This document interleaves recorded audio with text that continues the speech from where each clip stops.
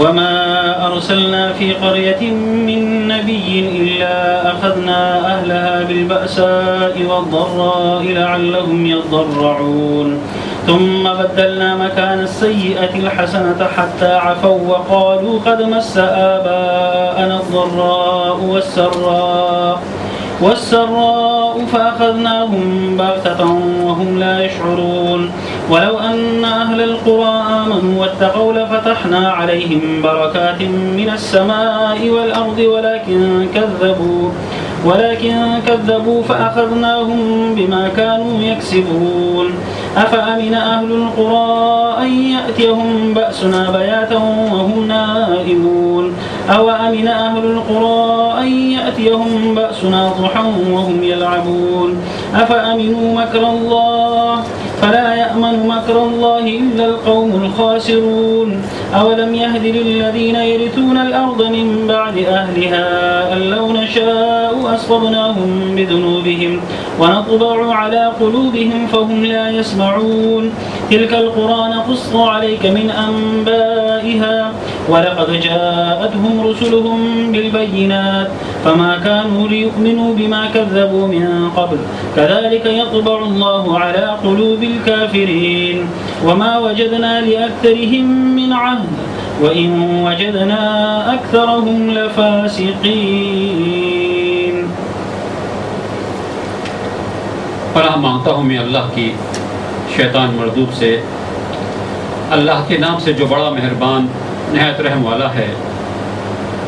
کبھی ایسا نہیں ہوا کہ ہم نے کسی بستی میں نبی بھیجا ہو اور اس بستی کے لوگوں کو پہلے تنگی اور سختی میں مبتلا نہ کیا ہو، اس خیال سے کہ شاید وہ عاجزی پہ اتر آئیں، پھر ہم نے ان کی بدحالی کو خوشحالی سے بدل دیا، یہاں تک کہ وہ خوب پھلے پھولے اور کہنے لگے کہ ہمارے اسلاف پر بھی اچھے اور برے دن آتے ہی رہے ہیں۔ آخرکار ہم نے انہیں اچانک پکڑ لیا اور انہیں خبر تک نہ ہوئی۔ اگر بستیوں کے لوگ ایمان لاتے اور تقوی کی روش اختیار کرتے تو ہم ان پر آسمان اور زمین سے برکتوں کے دروازے کھول دیتے، مگر انہوں نے تو جھٹلایا، لہٰذا ہم نے اس بری کمائی کے حساب میں انہیں پکڑ لیا جو سمیٹ رہے تھے۔ پھر کیا بستیوں کے لوگ اب اس سے بے خوف ہو گئے ہیں کہ ہماری گرفت کبھی اچانک ان پر رات کے وقت نہ آ جائے گی جبکہ وہ سوتے پڑے ہوں، یا انہیں اطمینان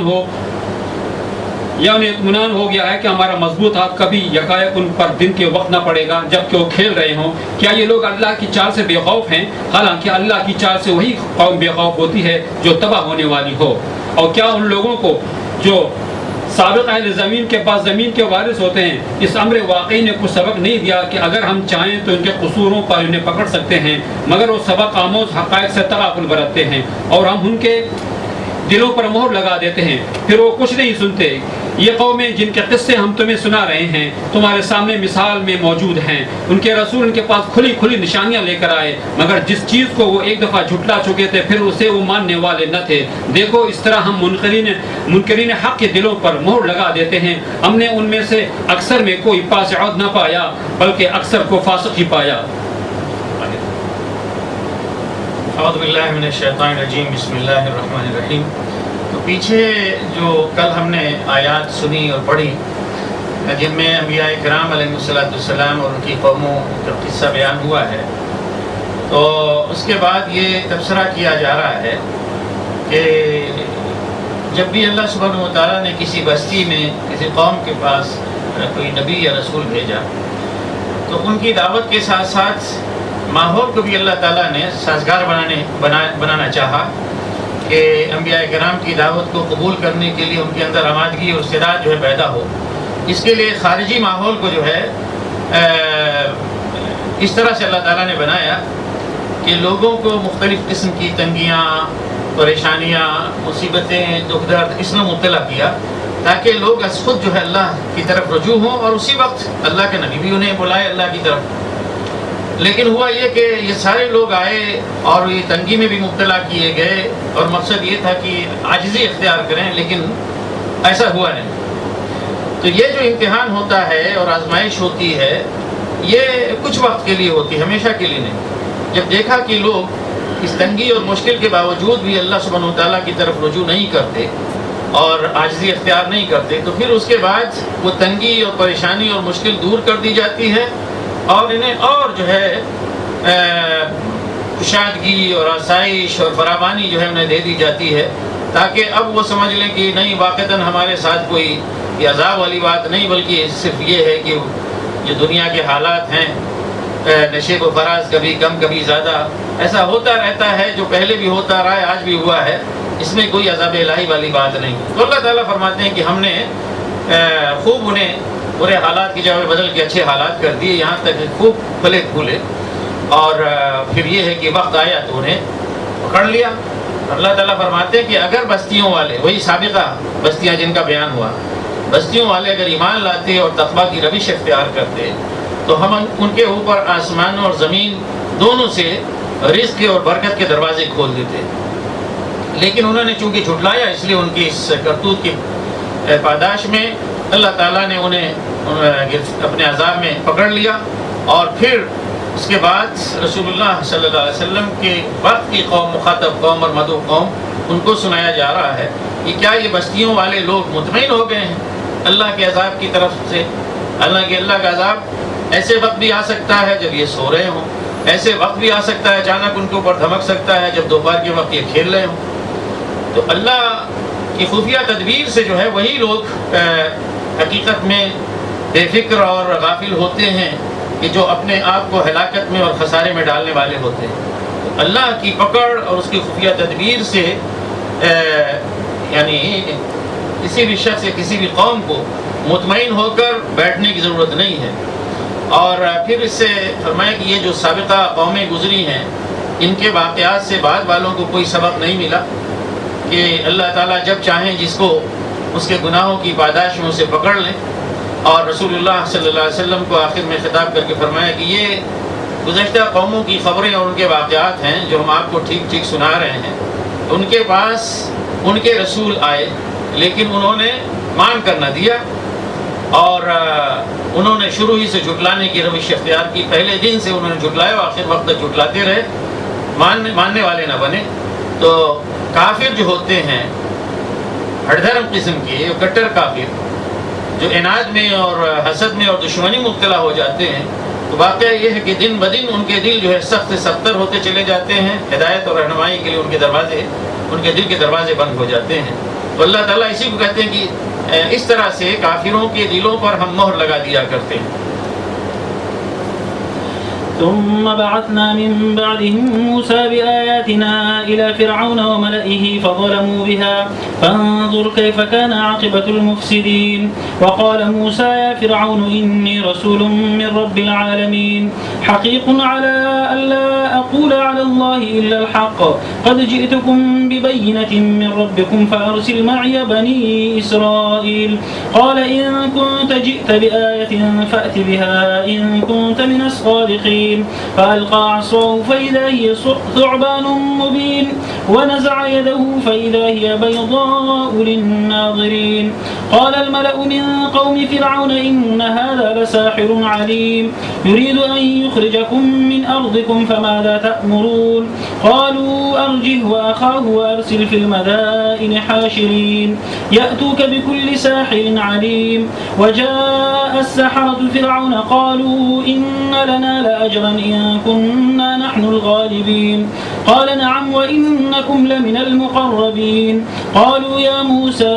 إما أن تلقي وإما أن نكون نحن الملقين قال ألقوا فلما ألقوا سحروا أعين الناس واسترهبوهم وجاءوا بسحر عظيم وأوحينا إلى موسى أن ألق عصاك فإذا هي تلقف ما يأفكون فوقع الحق وبطل ما كانوا يعملون فغلبوا هنالك وانقلبوا صاغرين وألقي السحرة ساجدين قالوا آمنا برب العالمين رب موسى وهارون قال فرعون آمنتم به قبل أن آذن لكم إن هذا لمكر مكرتموه في المدينة لتخرجوا منها أهلها فسوف تعلمون لأقطعن أيديكم وأرجلكم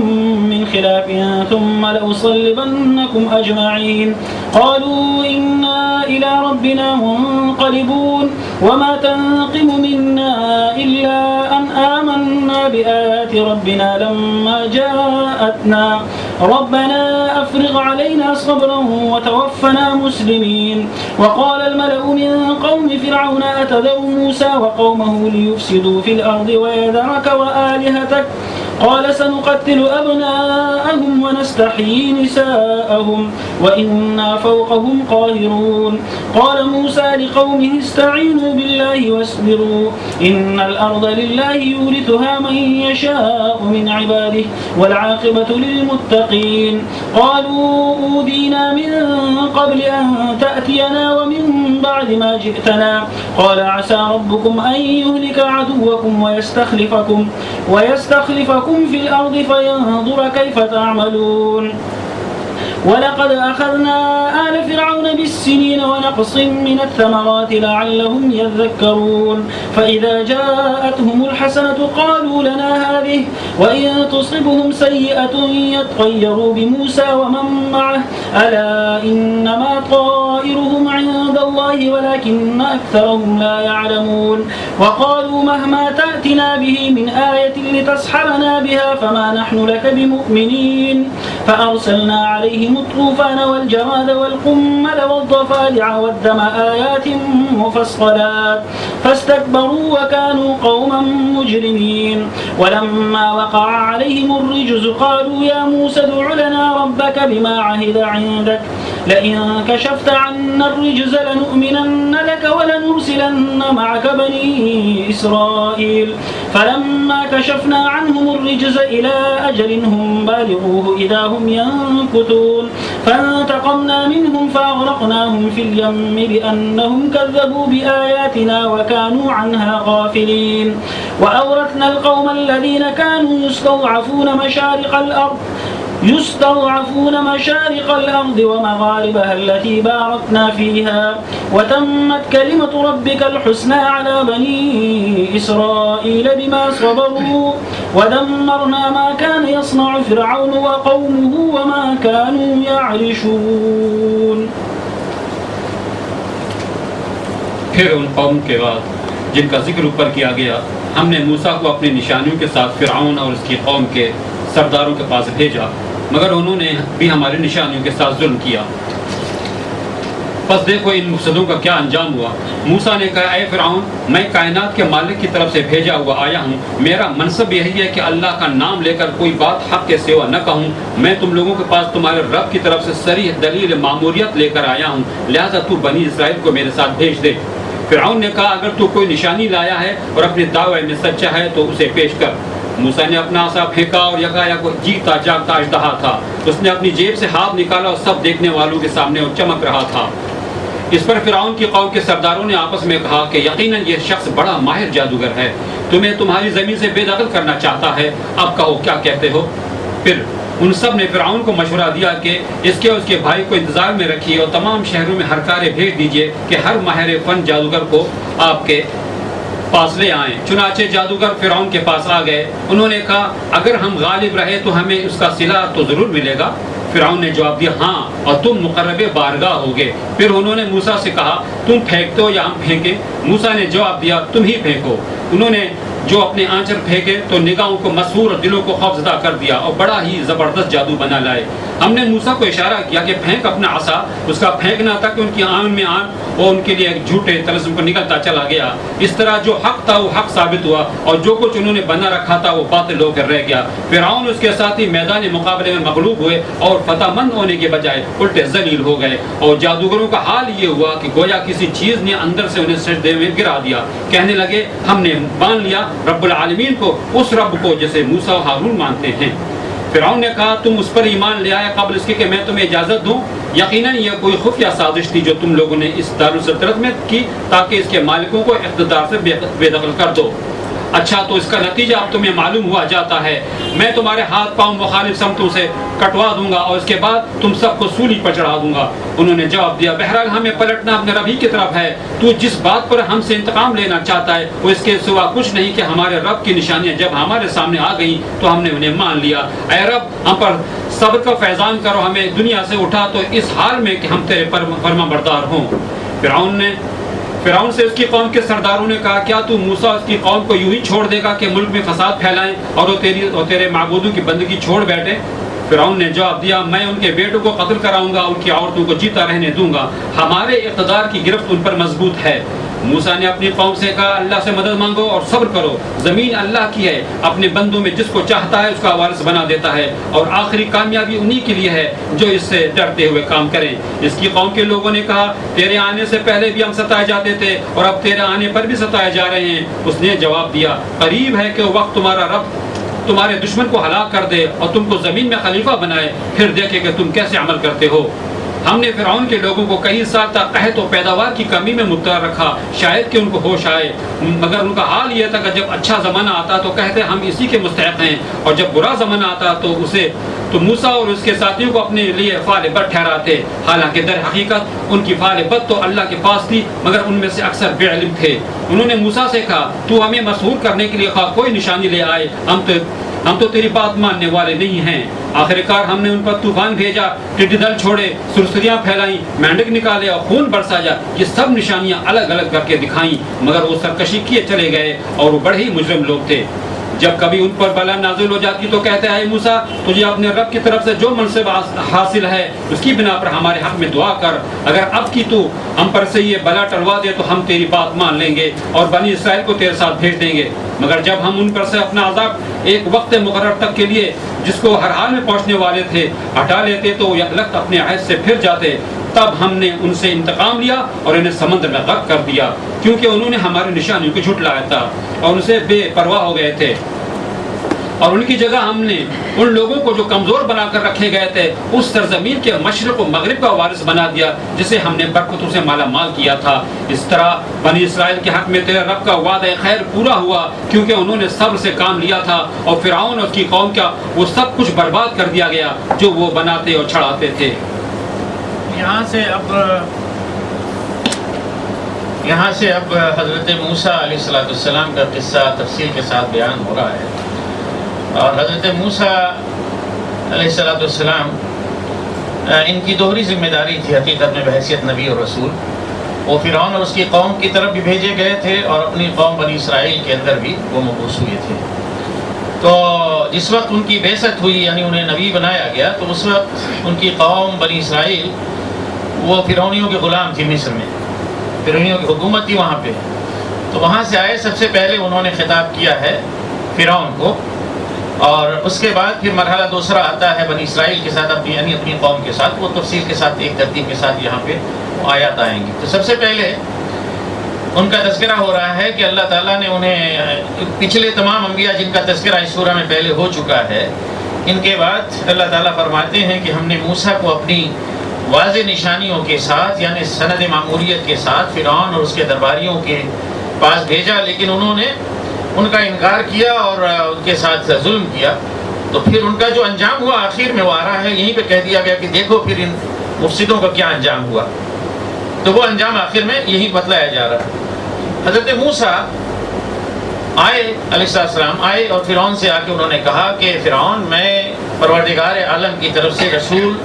یعنی ان کا فرشتادہ اور پیغمبر بنا کر بھیجا گیا ہوں، یا اس حیثیت سے تمہارے پاس آیا ہوں، اور چونکہ یہ پوزیشن مجھے حاصل ہے نبی اور رسول ہونے کی، تو میرا منصب یہی ہے کہ میں اللہ کے نام سے یا اس کا نام لے کر کوئی جھوٹ بات تم سے نہ کہوں، بلکہ جو بھی کہوں وہ حق ہو، درست ہو۔ تو میں تمہارے پاس واضح دلیل لے کر آیا ہوں، سند معموریت لے کر آیا ہوں تم لوگوں کے رب کی طرف سے، تو اب میرے ساتھ بنی اسرائیل کو جانے دو، یعنی بنی اسرائیل کی غلامی کا انہوں نے خاتمہ چاہا کہ انہیں غلامی سے آزاد کرو، اس قوم کو چھوڑو، میں ان کو لے کر جاتا ہوں۔ کہاں لے کر جانا ہے یہ یہاں پہ موقع نہیں ہے، واقعہ یہ ہے کہ یہ لمبی تفصیل ہے اس میں۔ ایک تو یہ کہا گیا ہے، مفسرین نے کہا ہے کہ وہ اپنی قوم کو مصر سے نکال کر لے جانا چاہتے تھے تاکہ انہیں آزادی حاصل ہو، اور دوسرا لوگوں نے یہ بھی کہا ہے کہ مصر سے مستقل نکال لے جانے کا منصوبہ نہیں تھا،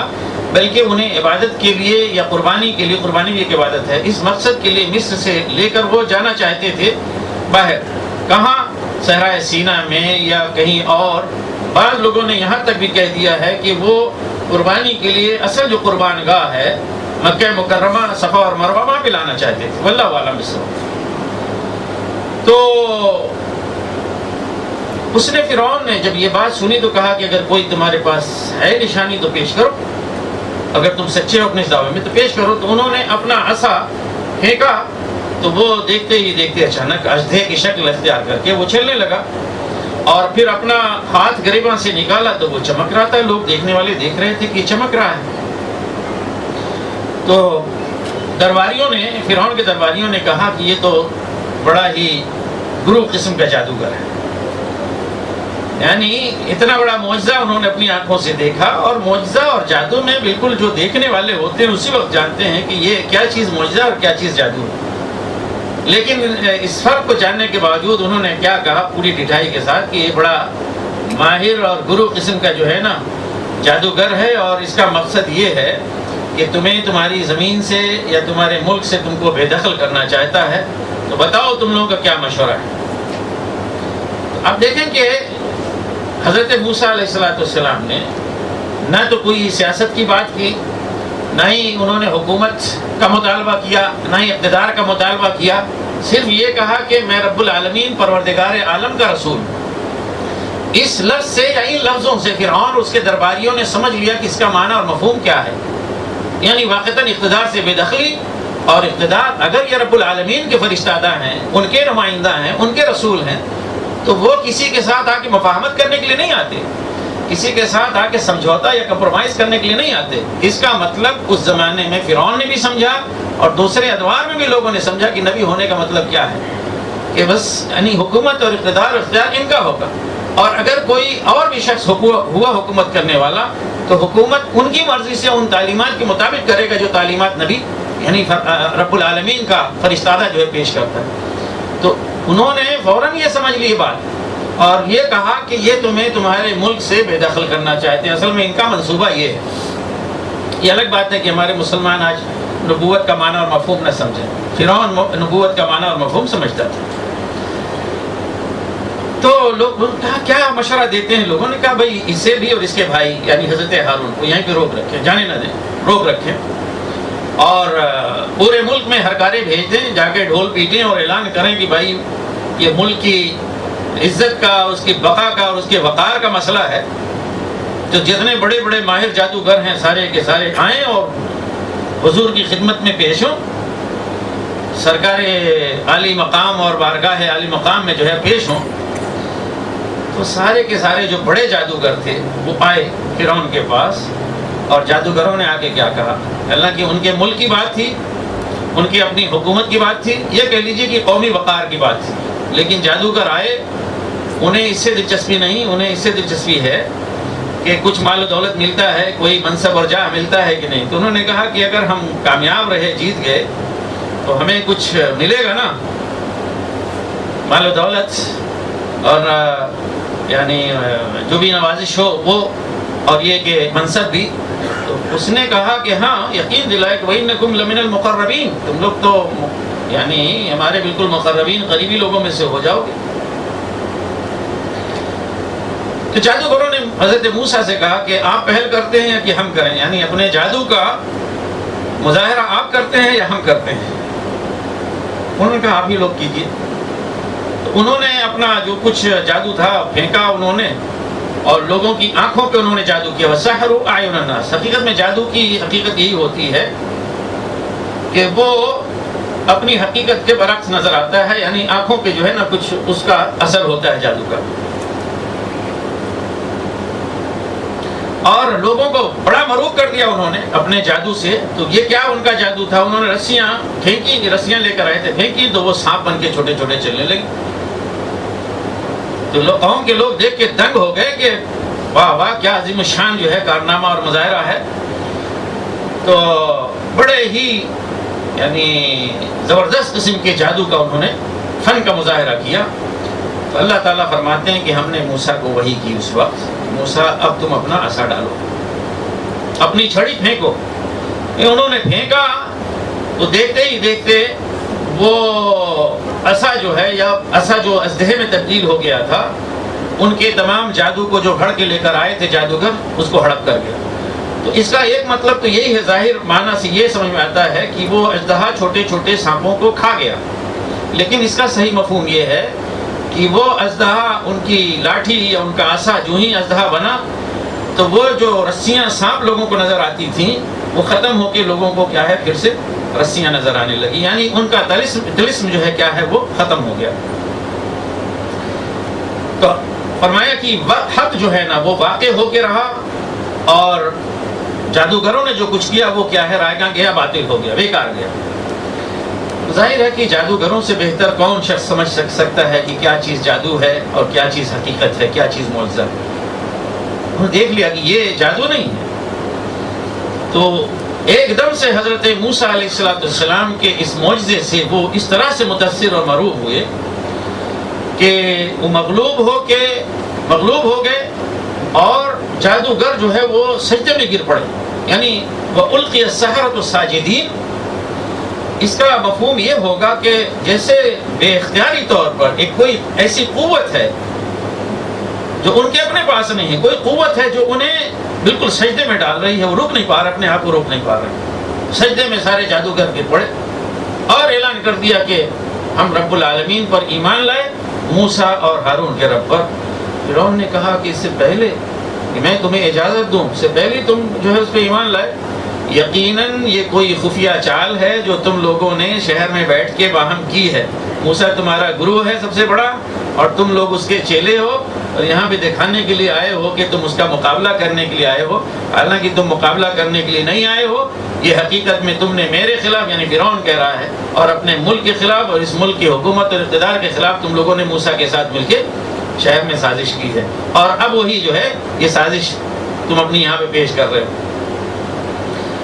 اور یہ ساری سازش اس لیے ہوئی ہے، پھر اس نے کہا لِتُخْرِجُوا مِنْهَا أَهْلَهَا، تاکہ یہاں کے لوگوں کو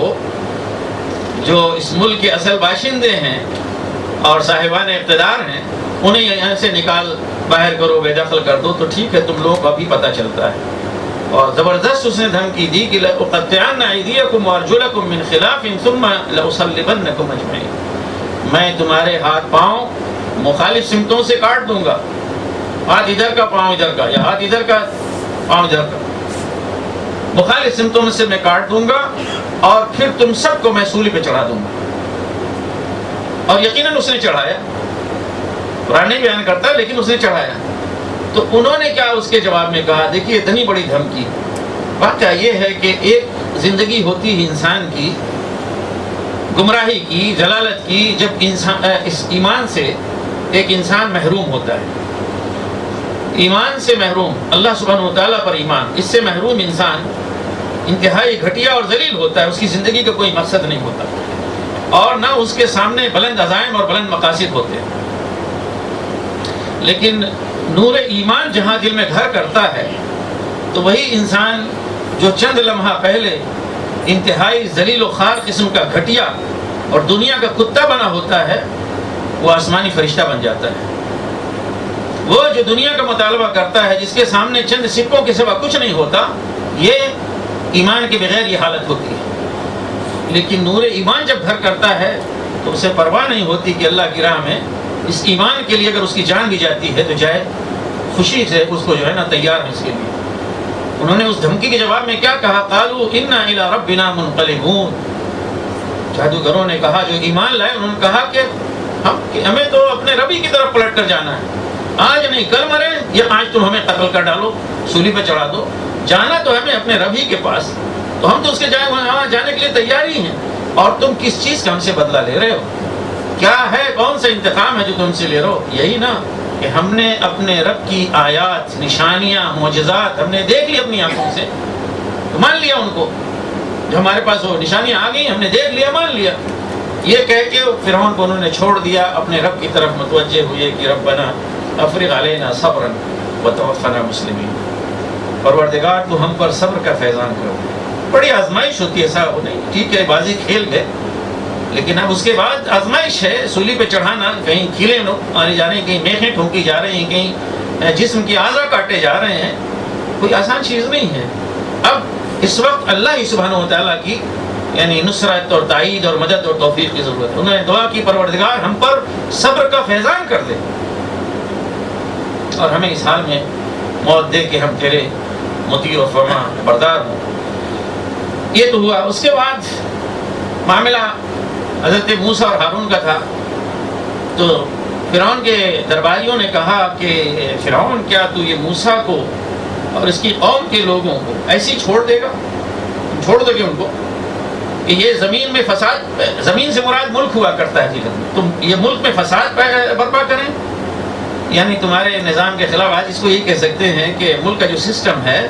اس کے خلاف بغاوت اختیار کریں، اس کو درہم برہم کرنے کی کوشش کریں، اس کو ڈسٹیبلائز کریں، غیر مستحکم کریں، اور انہیں تو اس لیے چھوڑے گا کہ وہ تجھے بھی چھوڑ بیٹھیں، تجھے یعنی تیری عبادت اور پرستش کو چھوڑ دیں، وہ آلہتک اور تیرے بتوں، ایک ترجمہ یہ کیا جاتا ہے جو آپ نے سنا۔ تو آپ جانتے ہیں فرعون جو ہے اس کے اپنے دوسرے کوئی بت نہیں تھے، فرعون ہی کے بت تھے، فرعون خود جو ہے رب اعلیٰ اپنے آپ کو کہتا تھا۔ تو آلہہ سے مراد یہاں مفسرین یہ بھی کہتے ہیں کہ اس سے مراد اسی کی مورتیاں اور تصویریں اور مجسمے،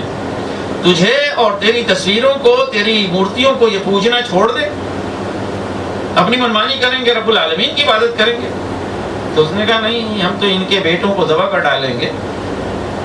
یہ جو ہے ایک دوسرا فرعون اس وقت تھا جب حضرت موسیٰ علیہ السلام پیدا ہوئے تھے، اس وقت بھی اس نے بنی اسرائیل کی بڑھتی ہوئی تعداد کے پیش نظر اعلان کیا تھا کہ بنی اسرائیل کے ہاں جتنے بچے پیدا ہوں لڑکوں کو ختم کر دیا جائے، قتل کر دیا جائے، لڑکیاں زندہ رکھ چھوڑی جائیں۔ اور اب یہ دوسرا فرعون تھا جب حضرت موسیٰ علیہ السلام نبی بنا کے بھیجے گئے تھے، اس نے بھی کہا ٹھیک ہے ہم ان کے لڑکوں کو قتل کر دیں گے، یعنی ان کی آبادی پہ ہم کنٹرول کریں گے اور ان لڑکیوں کو زندہ رکھ چھوڑیں گے، اور وَإِنَّا فَوْقَهُمْ قَاهِرُونَ، اس نے یقین دلایا کہ سچویشن جو ہے کنٹرول میں ہے۔ إِنَّا فَوْقَهُمْ قَاهِرُونَ کا مطلب یہ ہے کہ ہم ان کے اوپر کیا ہے پورا اختیار اور غلبہ رکھتے ہیں، یعنی ہمارے اختیار سے باہر نہیں ہیں، ہم اپنے پورا سچویشن کو جو ہے کنٹرول کیا ہوا ہے۔ اس وقت جب اس نے یہ دھمکی دی تو حضرت موسیٰ علیہ السلام نے اپنی قوم کو خطاب کر کے کہا کہ اللہ سے مدد چاہو اور صبر سے کام لو، اور رہ گیا ملک اور اقتدار اختیار تو اللہ تعالیٰ اپنے بندوں میں سے جس کو چاہتا ہے عطا کرتا ہے، اور انجام کار خدا ترس لوگوں کے لیے بہتر ہوتا ہے۔ لیکن اس وقت ان کی قوم اتنی بے صبری ہو گئی تھی، انہوں نے کہا موسیٰ تیرے آنے سے پہلے اور تیرے آنے کے بعد ہمیں پہلے بھی ستایا گیا اور آج بھی تو آیا ہے تو بھی ستایا جا رہا ہے، یعنی ہم پہلے سے فرعون کا ظلم سہ رہے ہیں، اور آج تو آیا تو کون سا ہمارا بھلا ہو گیا، پھر ہمیں ستایا جا رہا ہے۔ تو انہوں نے کہا کہ بعید نہیں ہے کہ تمہارا رب تمہارے دشمن کو ہلاک کر دے اور پھر تمہیں زمین میں جانشینی عطا کرے، یعنی تمہیں اقتدار عطا فرمائے، اور پھر اس وقت تمہیں بھی وہ دیکھے گا کہ تم لوگ کس طرح کے عمل کرتے، تمہارا کیا رویہ ہوتا ہے۔ یہ ختم کرنے کے بعد پھر فرعون کو لیا، فرمایا اللہ تعالیٰ نے کہ ہم نے فرعون کو خشک سالی، قحط اور فصلوں کی کمی اس میں گرفتار کیا، یعنی ساری مصیبتیں ان کے اوپر آئیں تاکہ ابھی بھی وہ سبق حاصل کریں اور سیکھیں اور سدھریں۔ اس مقصد کے لیے ہم نے قحط وہاں پہ ڈالے، اور یعنی بھوکمری کی جو ہے نا وہ کیفیت وہاں پہ پیدا ہو گئی۔ تو جب بھی یعنی حالات سخت ہوتے اور پھر حالات سخت ہونے کے بعد اچھے ہوتے، تو یہ دو قسم کے حالات آتے جاتے رہتے۔ جب حالات اچھے ہوتے تو کہتے کہ قالوا لنا هذه، فإذا جاءتهم الحسنة قالوا لنا هذه، جب ان کے پاس یعنی خوشحالی آتی، یہاں سے حسنہ سے مراد کیا ہے، اچھے حالات یعنی خوشحالی، کہتے ہیں ہم اسی کے مستحق ہیں۔ فرعون کی قوم جو ہے نا اس کا ہے ہی حق یہ، ہم اسی کے مستحق ہیں۔ اور اگر بدحالی آتی وَإِن تُصِبْهُمْ سَيِّئَةٌ يَطَّيَّرُوا بِمُوسَىٰ وَمَن مَّعَهُ، جب بدحالی آتی تو کہتے ہیں کہ یہ سارا موسیٰ اور اس کی قوم کی جو ہے بشگونی، یہ کیا ہے، وہ کیا بولتے ہیں، نحوست، موسیٰ منحوس آدمی اور اس کی قوم بھی سارے منحوس ہیں، ان کی وجہ سے ساری نحوست آگے پڑ گئی۔ فرمایا کہ ان کی نحوست اور ان کی بدشگونی تو اللہ ہی کے پاس ہے، لیکن ان کی اکثریت جانتی نہیں۔ بہرحال اسی طرح کے حالات آتے جاتے رہے تو ہر مرتبہ وہ کیا کہتے ہیں موسیٰ علیہ السلام سے، یہ سارا کیا ہے، سب جادو ہے تمہاری طرف سے،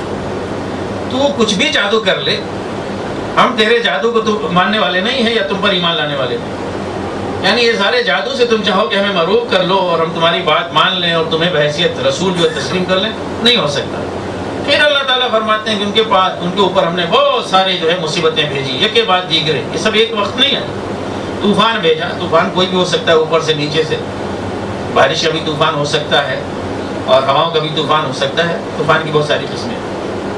جراد، ٹڈی دل جو فصلیں کھا جائے، قمل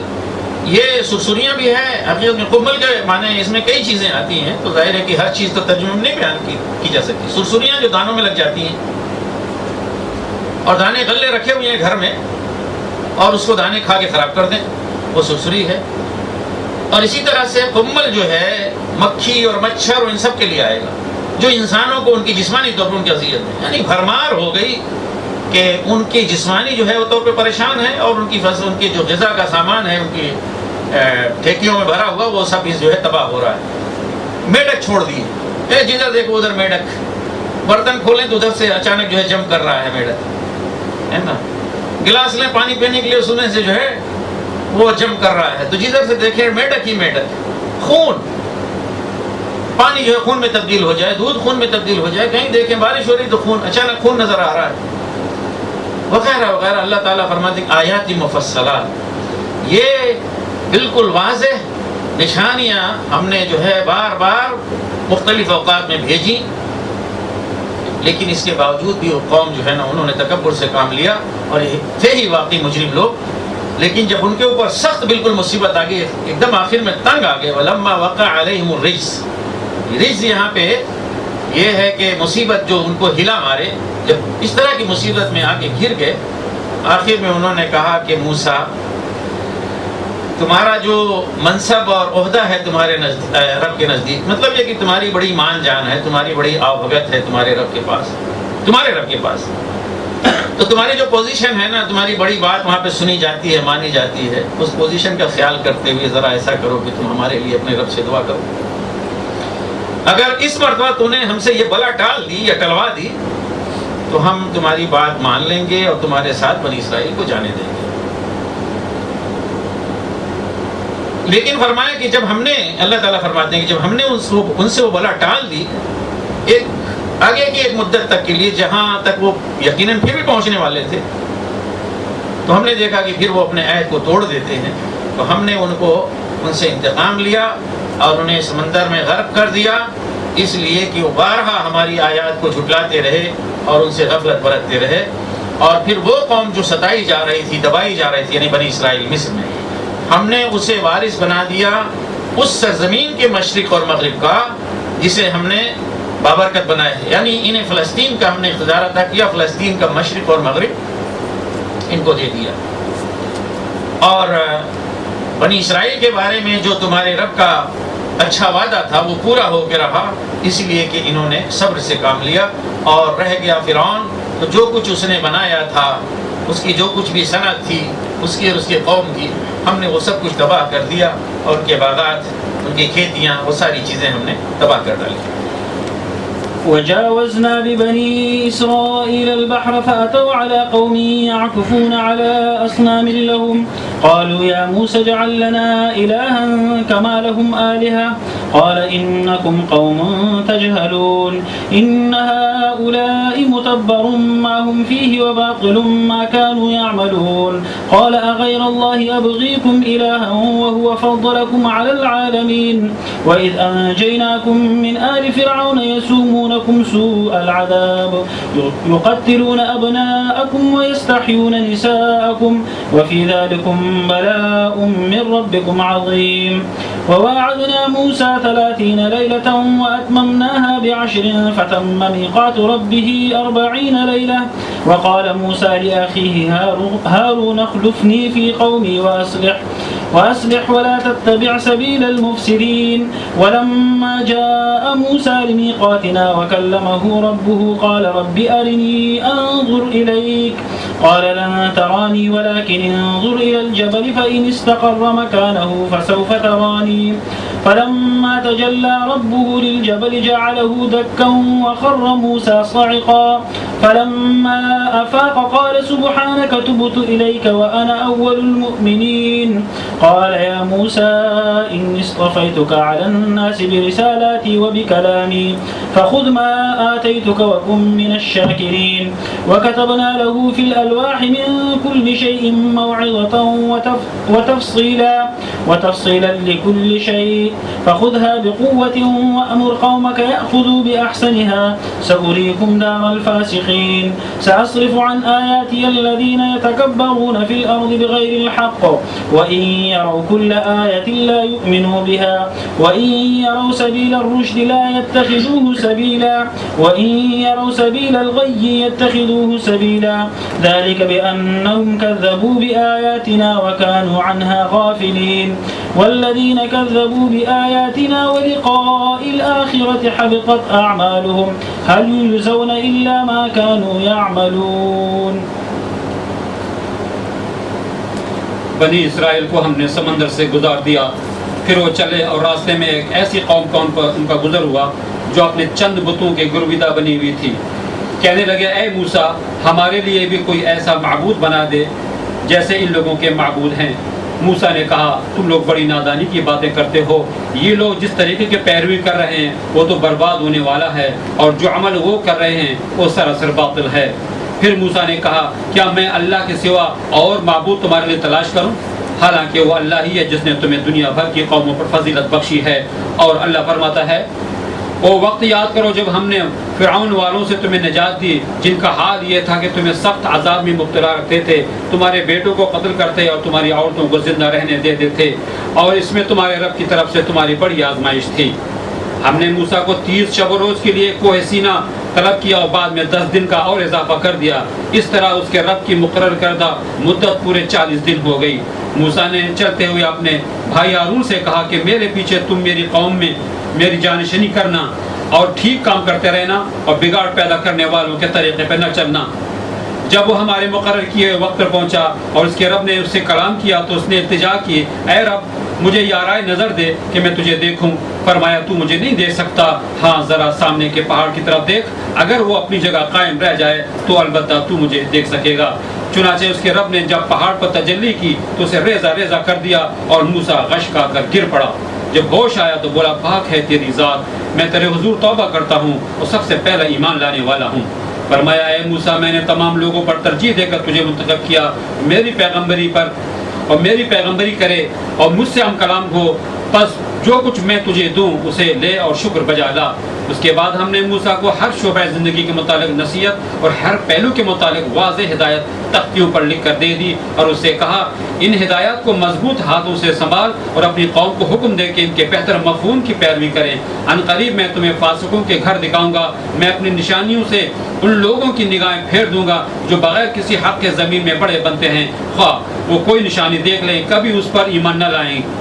اگر سیدھا راستہ ان کے سامنے آئے تو اسے اختیار نہ کریں گے، اگر ٹیڑھا راستہ نظر آئے تو اس پر چل پڑیں گے. اس لیے انہوں نے ہماری نشانیوں کو جھٹلایا اور ان سے بے پرواہی کرتے رہے. ہماری نشانیوں کو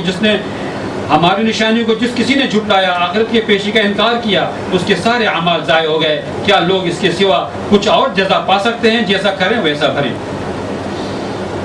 اب یہاں سے حضرت موسیٰ علیہ السلام کا اپنی قوم کے ساتھ قصہ شروع ہو رہا ہے. بنی اسرائیل جب فرعونیوں کے یہاں سے وہ نکل کے چلے گئے مصر سے باہر، تو اب اس کے بعد مختلف ان کے تاریخی واقعات ان میں سے اکثر سورہ بقرہ میں گزر چکے ہیں، بعض جو ہے نہیں آئے ہیں یا تفصیلات جو مختلف ہیں. تو اس پہ جو چیزیں نہیں ہیں ان کے ہم اشارہ کریں گے. تو پہلی چیز آیت نمبر 138 میں بتلائی گئی کہ اللہ تعالیٰ فرماتے ہیں کہ بنی اسرائیل کو ہم نے سمندر پار کرایا تو چلتے رہے یہاں تک کہ ان کا گزر کسی قوم کے پاس سے ہوا تو دیکھا کہ وہ اپنے بتوں پہ وہ جمے ہوئے ہیں، ان کی عبادت کرنے میں لگے ہوئے ہیں. ہمارے ہندو بولتے ہیں، ظاہر ہے کہ بت پوجنے والے ہندو ہی ہیں، جیسے یہ لوگ ہیں. ان کو کہتے ہیں دھونی رمانا، دھونی رمائے ہوئے ہیں. پتہ نہیں آپ لوگ سمجھ پائیں گے. کوئی آدمی اگر ڈٹ کے بت کے سامنے پڑا رہے نا اس کو بولتے ہیں کیا؟ دھونی رمانا. تو دھونی رمائے ہوئے تھے. تو موسیٰ کے قوم کے لوگوں نے دیکھا تو انہوں نے کہا کہ موسیٰ ہمارے لیے بھی ایسی کوئی دیوتا اور معبود بنا دے جیسا ان لوگوں کے پاس بہت سارے ہیں. ڈھیر سارے نہ صحیح کم سے کم ایک ہی بت بنا دے. تو یہ اصل میں کیا ہے، کوئی قوم جب ایک عرصہ دراز تک غلامی میں مبتلا ہو یا کسی غیر اسلامی کلچر میں ہو وہاں کے آس پاس کے کلچر کو دیکھتی رہی ہو اور اس سے متاثر رہی ہو، تو وہ پھر آنن فانن چیز جو ہے نا بدل نہیں جاتی. تو حضرت موسیٰ کی قوم وہاں پہ دیکھتی آئی کہ فرعونی جو ہے وہ فرعون کی مورتیاں اس کو پوج رہے ہیں، اور راستے میں انہوں نے دیکھا کہ یہ ساری قومیں بھی پوج رہی ہیں بت. تو انہوں نے کہا موسیٰ سے، حالانکہ حضرت موسیٰ علیہ السلام اور یعنی ان کے ہاتھوں جو کچھ معجزات ہوئے مصر سے یہاں تک پہنچنے میں، وہ سب انہوں نے دیکھا کس طرح سے انہیں اللہ تعالیٰ نے نجات دی. انہوں نے دیکھا یعنی سب کچھ یہ کیا دھرا کس کا ہے؟ اللہ کا. اللہ تعالیٰ نے سمندر پار کرایا ان کو، لیکن وہ جا کے مطالبہ کیا کر رہے ہیں کہ ہمارے لیے کوئی بت بنا دے. تو حضرت موسیٰ نے کہا کہ تم لوگ یعنی جہالت کی باتیں کر رہے ہو، یہ بڑی نادانی کی باتیں کر رہے ہو. یہ جو طریقہ ہے جس میں یہ لوگ ہیں یہ تو تباہ ہونے والا ہے، اور جو کچھ یہ عمل کر رہے ہیں یہ بالکل باطل لہرائے گا جائے گا، اس کا کوئی فائدہ نہیں. اور پھر کیا کہ میں اس اللہ کے سوا اس کو چھوڑ کر کوئی اور معبود بناؤں کہ جس اللہ نے تم کو فضیلت دی ہے. اب جس نے تمہیں سارے جہان والوں کے مقابلے میں چن لیا ہے، اس اللہ کو چھوڑ کر ان بتوں کو جنہوں نے کچھ نہیں کیا ہے اور نہ کچھ کر سکتے ہیں انہیں میں اپناؤں. پھر وہ اشارہ ہے اللہ کی نعمت کا کہ فرعون کے عذاب سے ان کو بچایا، ان کی سزاؤں سے بچایا. پھر آیت نمبر 142 میں ہے کہ حضرت موسیٰ 30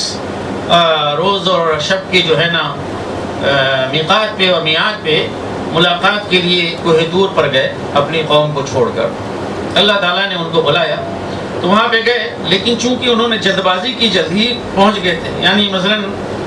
بلایا گیا ہے 1 ہفتے بعد، 1 ستمبر کو آنا ہے. اب بے چینی مبتلا ہے کہ 1 ستمبر تو بھی بہت دور ہے، 15 اگست کو پہنچ جاتے ہیں. ٹھیک ہے، تو حضرت موسیٰ جو ہے بے صبری کا انہوں نے مظاہرہ کیا، اور یہی بے صبری جو ہے نا اس کی ٹریننگ اس کو دور کرنے کے لیے وہ سورہ کہف میں واقعہ جو ہے وہ آئے گا، آپ پڑھیں گے انشاءاللہ. یہ بے صبری دور کرنے کے لیے کہ ایک نبی کے اندر بھی یعنی اگر اچھے کام کے لیے بھی بے صبری ہو، کہا جاتا ہے کہ نہیں، ایک لیڈر کے اندر وہ کوالٹی ہونی چاہیے. صبر کے بغیر وہ کوالٹی جو ہے نا وہ صحیح لیڈر نہیں بن سکتا. بے صبری کا مظاہرہ کرتے ہوئے ظاہر ہے کہ اچھی چیز کے لیے انہوں نے بے صبری کی تھی، اللہ سے ملاقات کے لیے. لیکن کہا کہ 10 دن ان کی ٹریننگ کے اور بڑھا دیے گئے. دوسری جگہوں پہ 40 آیا ہے تو حقیقت میں 40 نہیں تھے، پہلے کیا 30 دن کا وعدہ تھا، 10 دن جو ہے ان کو ان کے لیے بڑھا دیا گیا ہے. وہی ہے واجل تو الیک ربی لترضی. حضرت موسیٰ نے کہا دوسری شاید سورہ طٰہٰ میں کہ پروردگار میں نے جلدی کی تیرے پاس آنے میں تاکہ تو خوش ہو جائے. اللہ تعالیٰ نے کہا ایک اپائنٹمنٹ آپ کو پہلے دیا، تو اپائنٹمنٹ پہلے آپ کو کہاں سے مل سکتا ہے؟ وہاں پہ باریابی اور کسی بارگاہ میں نہیں مل سکتی. لیکن وہ پہلے پہنچ گئے تھے اپنے طور پہ کہ شاید اللہ تعالیٰ خوش ہو جائے گا. فرمایا کہ نہیں 10 دن اور گزارو. 40 دن ہو گئے. اس طرح سے 40. اور جاتے ہوئے حضرت موسیٰ نے اپنے بھائی ہارون سے کہا تھا کہ میرے پیچھے میری جانشینی کرنا قوم میں، یعنی ان کی دیکھ بھال نگرانی یہ سب کرنا، اور اصلاح کرو، بگاڑ کرنے والوں کا راستہ اسے نہ اختیار کرنا. موسیٰ چلے آئے اللہ سے بات کرنے کے لیے، ملاقات کرنے کے لیے. آتا ہے کہ جو وقت تھا اس پہ وہ آئے تو اللہ نے ان سے بات کی. یہ اعزاز انہیں تمام انبیاء کرام میں حاصل ہے کہ اللہ سبحانہ وتعالیٰ نے براہ راست حضرت موسیٰ علیہ السلام سے بات کی. تو جب بات ہوئی تو اور لالچ بڑھ گیا حضرت موسیٰ کا. انہوں نے کہا کہ پروردگار تو مجھے یارائے نظر دے، دکھلا دے، میں تجھے دیکھنا چاہتا ہوں. اللہ تعالیٰ نے فرمایا کہ موسیٰ تیرے بس میں نہیں کہ تو مجھے دیکھ سکے. تیری آنکھیں ہیں وہ آنکھیں نہیں ہیں مجھے دیکھ سکیں، لیکن تیرا اصرار ہے، تیری ڈیمانڈ اور مانگ ہے تو ٹھیک ہے. وہ پہاڑ ہے اس کی طرف ذرا دیکھو، مجھے مت دیکھو، دیکھ ہی نہیں سکتے، پہاڑ کو دیکھو. اگر وہاں پہ تمہاری نظر ٹکی رہ سکتی ہے اور پہاڑ اپنی جگہ پہ ٹکا رہ سکتا ہے تو اس کے بعد تو ممکن ہے کہ تم مجھے دیکھ لو. اللہ سبحانہ وتعالیٰ کی تجلی ظاہر ہوئی. تجلی یہ چیز کیا ہے ہم اندازہ نہیں کر سکتے. یعنی بس اللہ کی ذات اور صفات کا کچھ پرتو اور عکس اس پہاڑ پہ پڑا. فرمایا کہ فلما تجلی ربہ للجبل جعلہ دکا، اس کو ریزہ ریزہ کر دیا. تجلی ظاہر ہوئی تو پہاڑ کیا ہے؟ ریزہ ریزہ ہو گیا. وخر موسیٰ صاعقا، اس کا ترجمہ کسی بھی بہترین اردو میں کرنا بڑا مشکل ہے. اس کو کہیں گے چاروں شانے جو ہے موسیٰ چت ہو گئے. یہ نہیں گر گئے. گرنے کا مطلب یہ ہوتا ہے کہ آدمی ٹھوکر کھا نہیں، جیسے دھڑام سے آدمی گرتا ہے نا، بالکل وہی اپنے اوپر کنٹرول نہ رہے، وہی کہ بالکل موسیٰ جو ہے چاروں شانے چت، یعنی اس کو کتاب نہیں لا سکی. تو جب انہیں ہوش آیا تب کہا کہ پروردگار تو پاک ہے، تو پاک ہے، میں توبہ کرتا ہوں اور میں پہلا ایمان لانے والا ہوں۔ اللہ تعالیٰ نے انہیں کہا، پیار اور محبت سے اطمینان دلایا، موسیٰ میں نے تجھے چن لیا ہے تمام لوگوں کے اوپر، ان کے مقابلے میں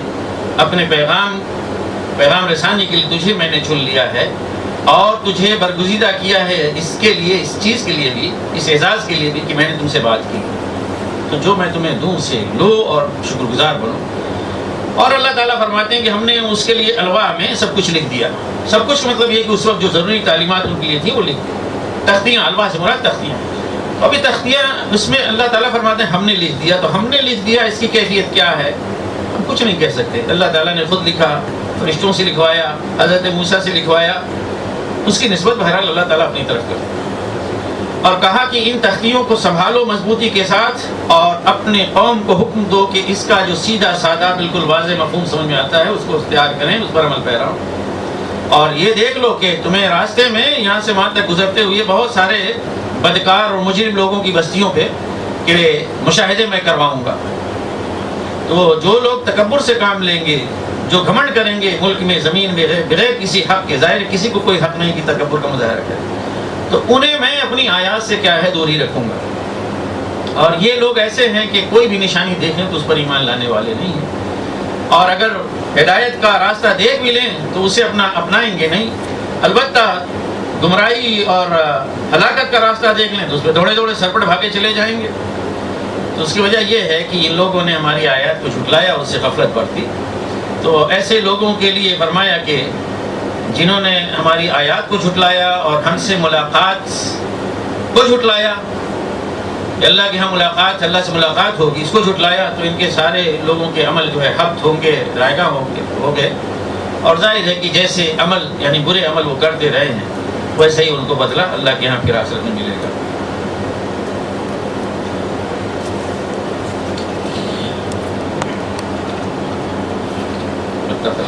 واتخذ قوم موسى من بعده من حليهم عجلا جسدا له خوار ألم يروا أنه لا يكلمهم ولا يهديهم سبيلا اتخذوه وكانوا ظالمين ولما سقط في أيديهم ورأوا أنهم قد ضلوا قالوا لئن لم يرحمنا ربنا ويغفر لنا لنكونن من الخاسرين ولما رجع موسى إلى قومه غضبان أسفا قال بئس ما خلفتموني من بعدي أعجلتم أمر ربكم وألقى الألواح وأخذ برأس أخيه يجره إليه قال ابن إن القوم استضعفوني وكادوا يقتلونني فلا تشمت بي الأعداء ولا تجعلني مع القوم الظالمين قال رب اغفر لي ولأخي وأدخلنا في رحمتك وأنت أرحم الراحمين إن الذين اتخذوا العجل سينالهم غضب من ربهم وذلة في الحياة الدنيا وكذلك نجزي المفترين والذين عملوا السيئات ثم تابوا من بعدها وآمنوا إن ربك من بعدها لغفور رحيم ولما سكت عن موسى الغضب أخذ الألواح وفي نسختها هدى ورحمة للذين هم لربهم يرهبون واختار موسى قومه 70 رجلا لميقاتنا فلما أخذتهم الرجفة قال رب لو شئت أهلكتهم من قبل وإياي أتهلكنا بما فعل السفهاء منا إن هي إلا فتنتك تضل بها من تشاء وتهدي من تشاء أنت ولينا فاغفر لنا وارحمنا وأنت خير الغافرين واكتب لنا في هذه الدنيا حسنة وفي الآخرة إنا هدنا إليك قال عذابي أصيب به من أشاء ورحمتي وسعت كل شيء فسأكتبها للذين يتقون ويؤتون الزكاة والذين هم بآياتنا يؤمنون الذين يتبعون الرسول النبي الأمي الذي يجدونه مكتوبا عندهم في التوراة والإنجيل يأمرهم بالمعروف وينهاهم عن المنكر ويحل لهم الطيبات ويحرم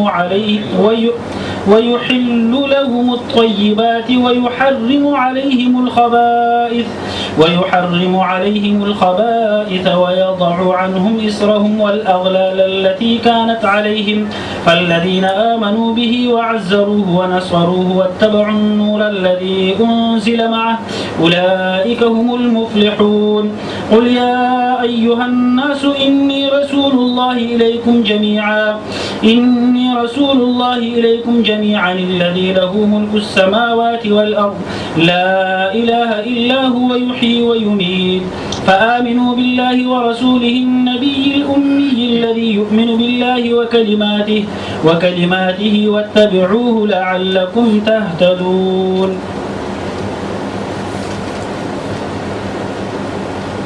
موسیٰ کے پیچھے اس کی قوم کے لوگوں نے اپنے زیوروں سے ایک بچڑے کا پتلا بنایا جس میں سے بیل کسی آواز نکلتی تھی.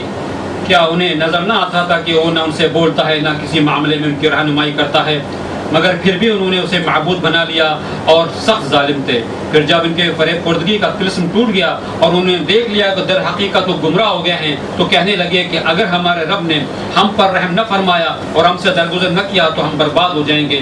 ادھر سے موسیٰ غصے اور رنج میں بھرا ہوا اپنی قوم کی طرف پلٹا. آتے ہی اس نے کہا بہت بری جانشینی کی تم لوگ نے میرے بعد. کیا تم سے اتنا صبر نہ ہوا کہ اپنے رب کے حکم کا انتظار کر لیتے؟ اور تختیاں پھینک دی اور اپنے بھائی ہارون کے سر کے بال پکڑ کر اسے کھینچا. ہارون نے کہا اے میری ماں کے بیٹے، ان لوگوں نے مجھے دبا لیا تھا اور قریب تھا کہ مجھے مار ڈالتے. پس تو دشمنوں کو مجھ پر ہنسنے کا موقع نہ دے اور اس ظالم گروہ کے ساتھ مجھے شامل نہ کر.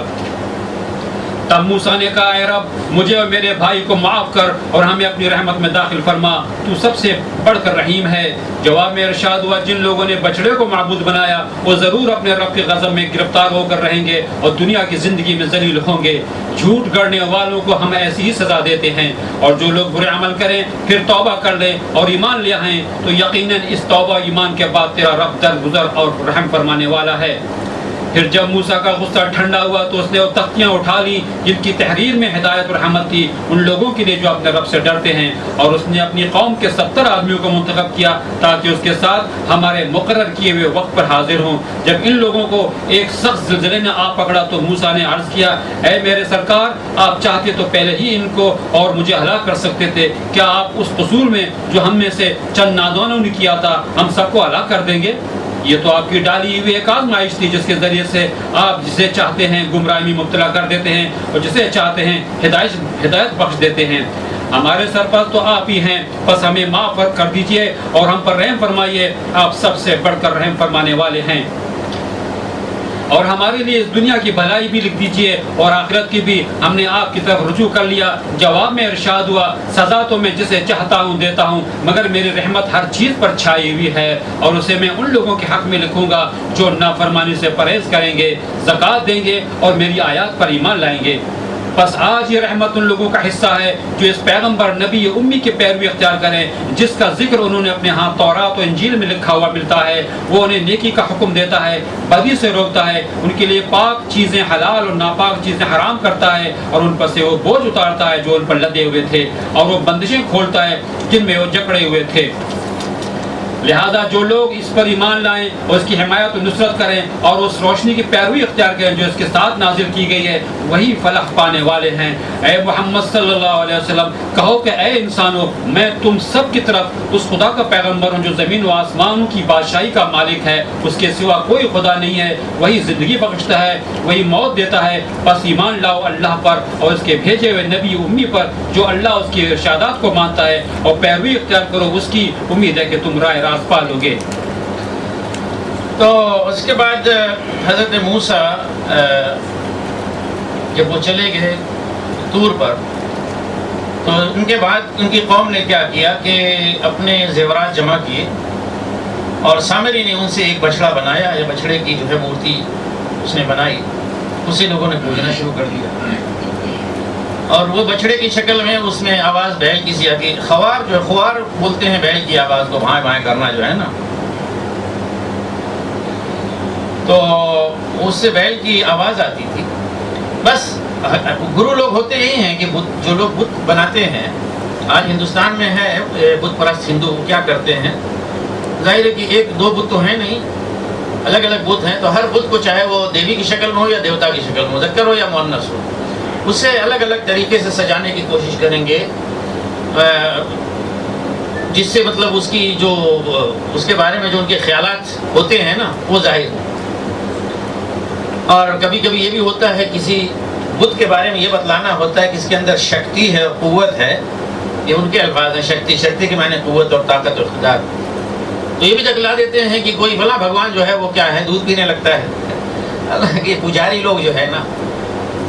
وہ اپنے مقصد کے لیے وہ دودھ پلانے کا جو ہے وہ نکال لیتے ہیں اندر سے پائپ لگا کے، پتہ چلا کہ صاحب پوری ہندو قوم ہزاروں کی تعداد میں دوڑ کے چلی گئی، بھائی یہ فلاں جو ہے بت وہ دودھ پی رہا ہے، اب سارے لوگ اس کو دودھ پلا رہے ہیں، اور پیچھے سے پائپ جا کے وہاں پہ گرتا ہے جہاں پہ بالٹی لگا کے پجاری لوگوں نے بندوبست کیا، وہ پتہ چلا کہ ٹرک کا ٹرک، ٹینکر کا ٹینکر جو ہے دودھ بھیج رہا ہے۔ تو انہوں نے بھی کیا کہ وہ ایک بیل بنایا، تو بیل اس طرح کا تھا مثلاً کہ کان یہاں سے ہوا نکلے اور ادھر سے جائے، تو جب ہوا پاس ہوتی ہے تو اس میں سے آواز آتی ہے، ایسا نہیں کہ خود بولتا تھا، یہ آواز اس طرح سے ہوتی تھی، بھائیں بھائیں کی آواز شائیں شائیں ہوتی تھی۔ تو اللہ تعالیٰ نے فرمایا کہ ذرا دیکھیں، یعنی ان کو کچھ بھی عقل نہیں ہے، شعور نہیں ہے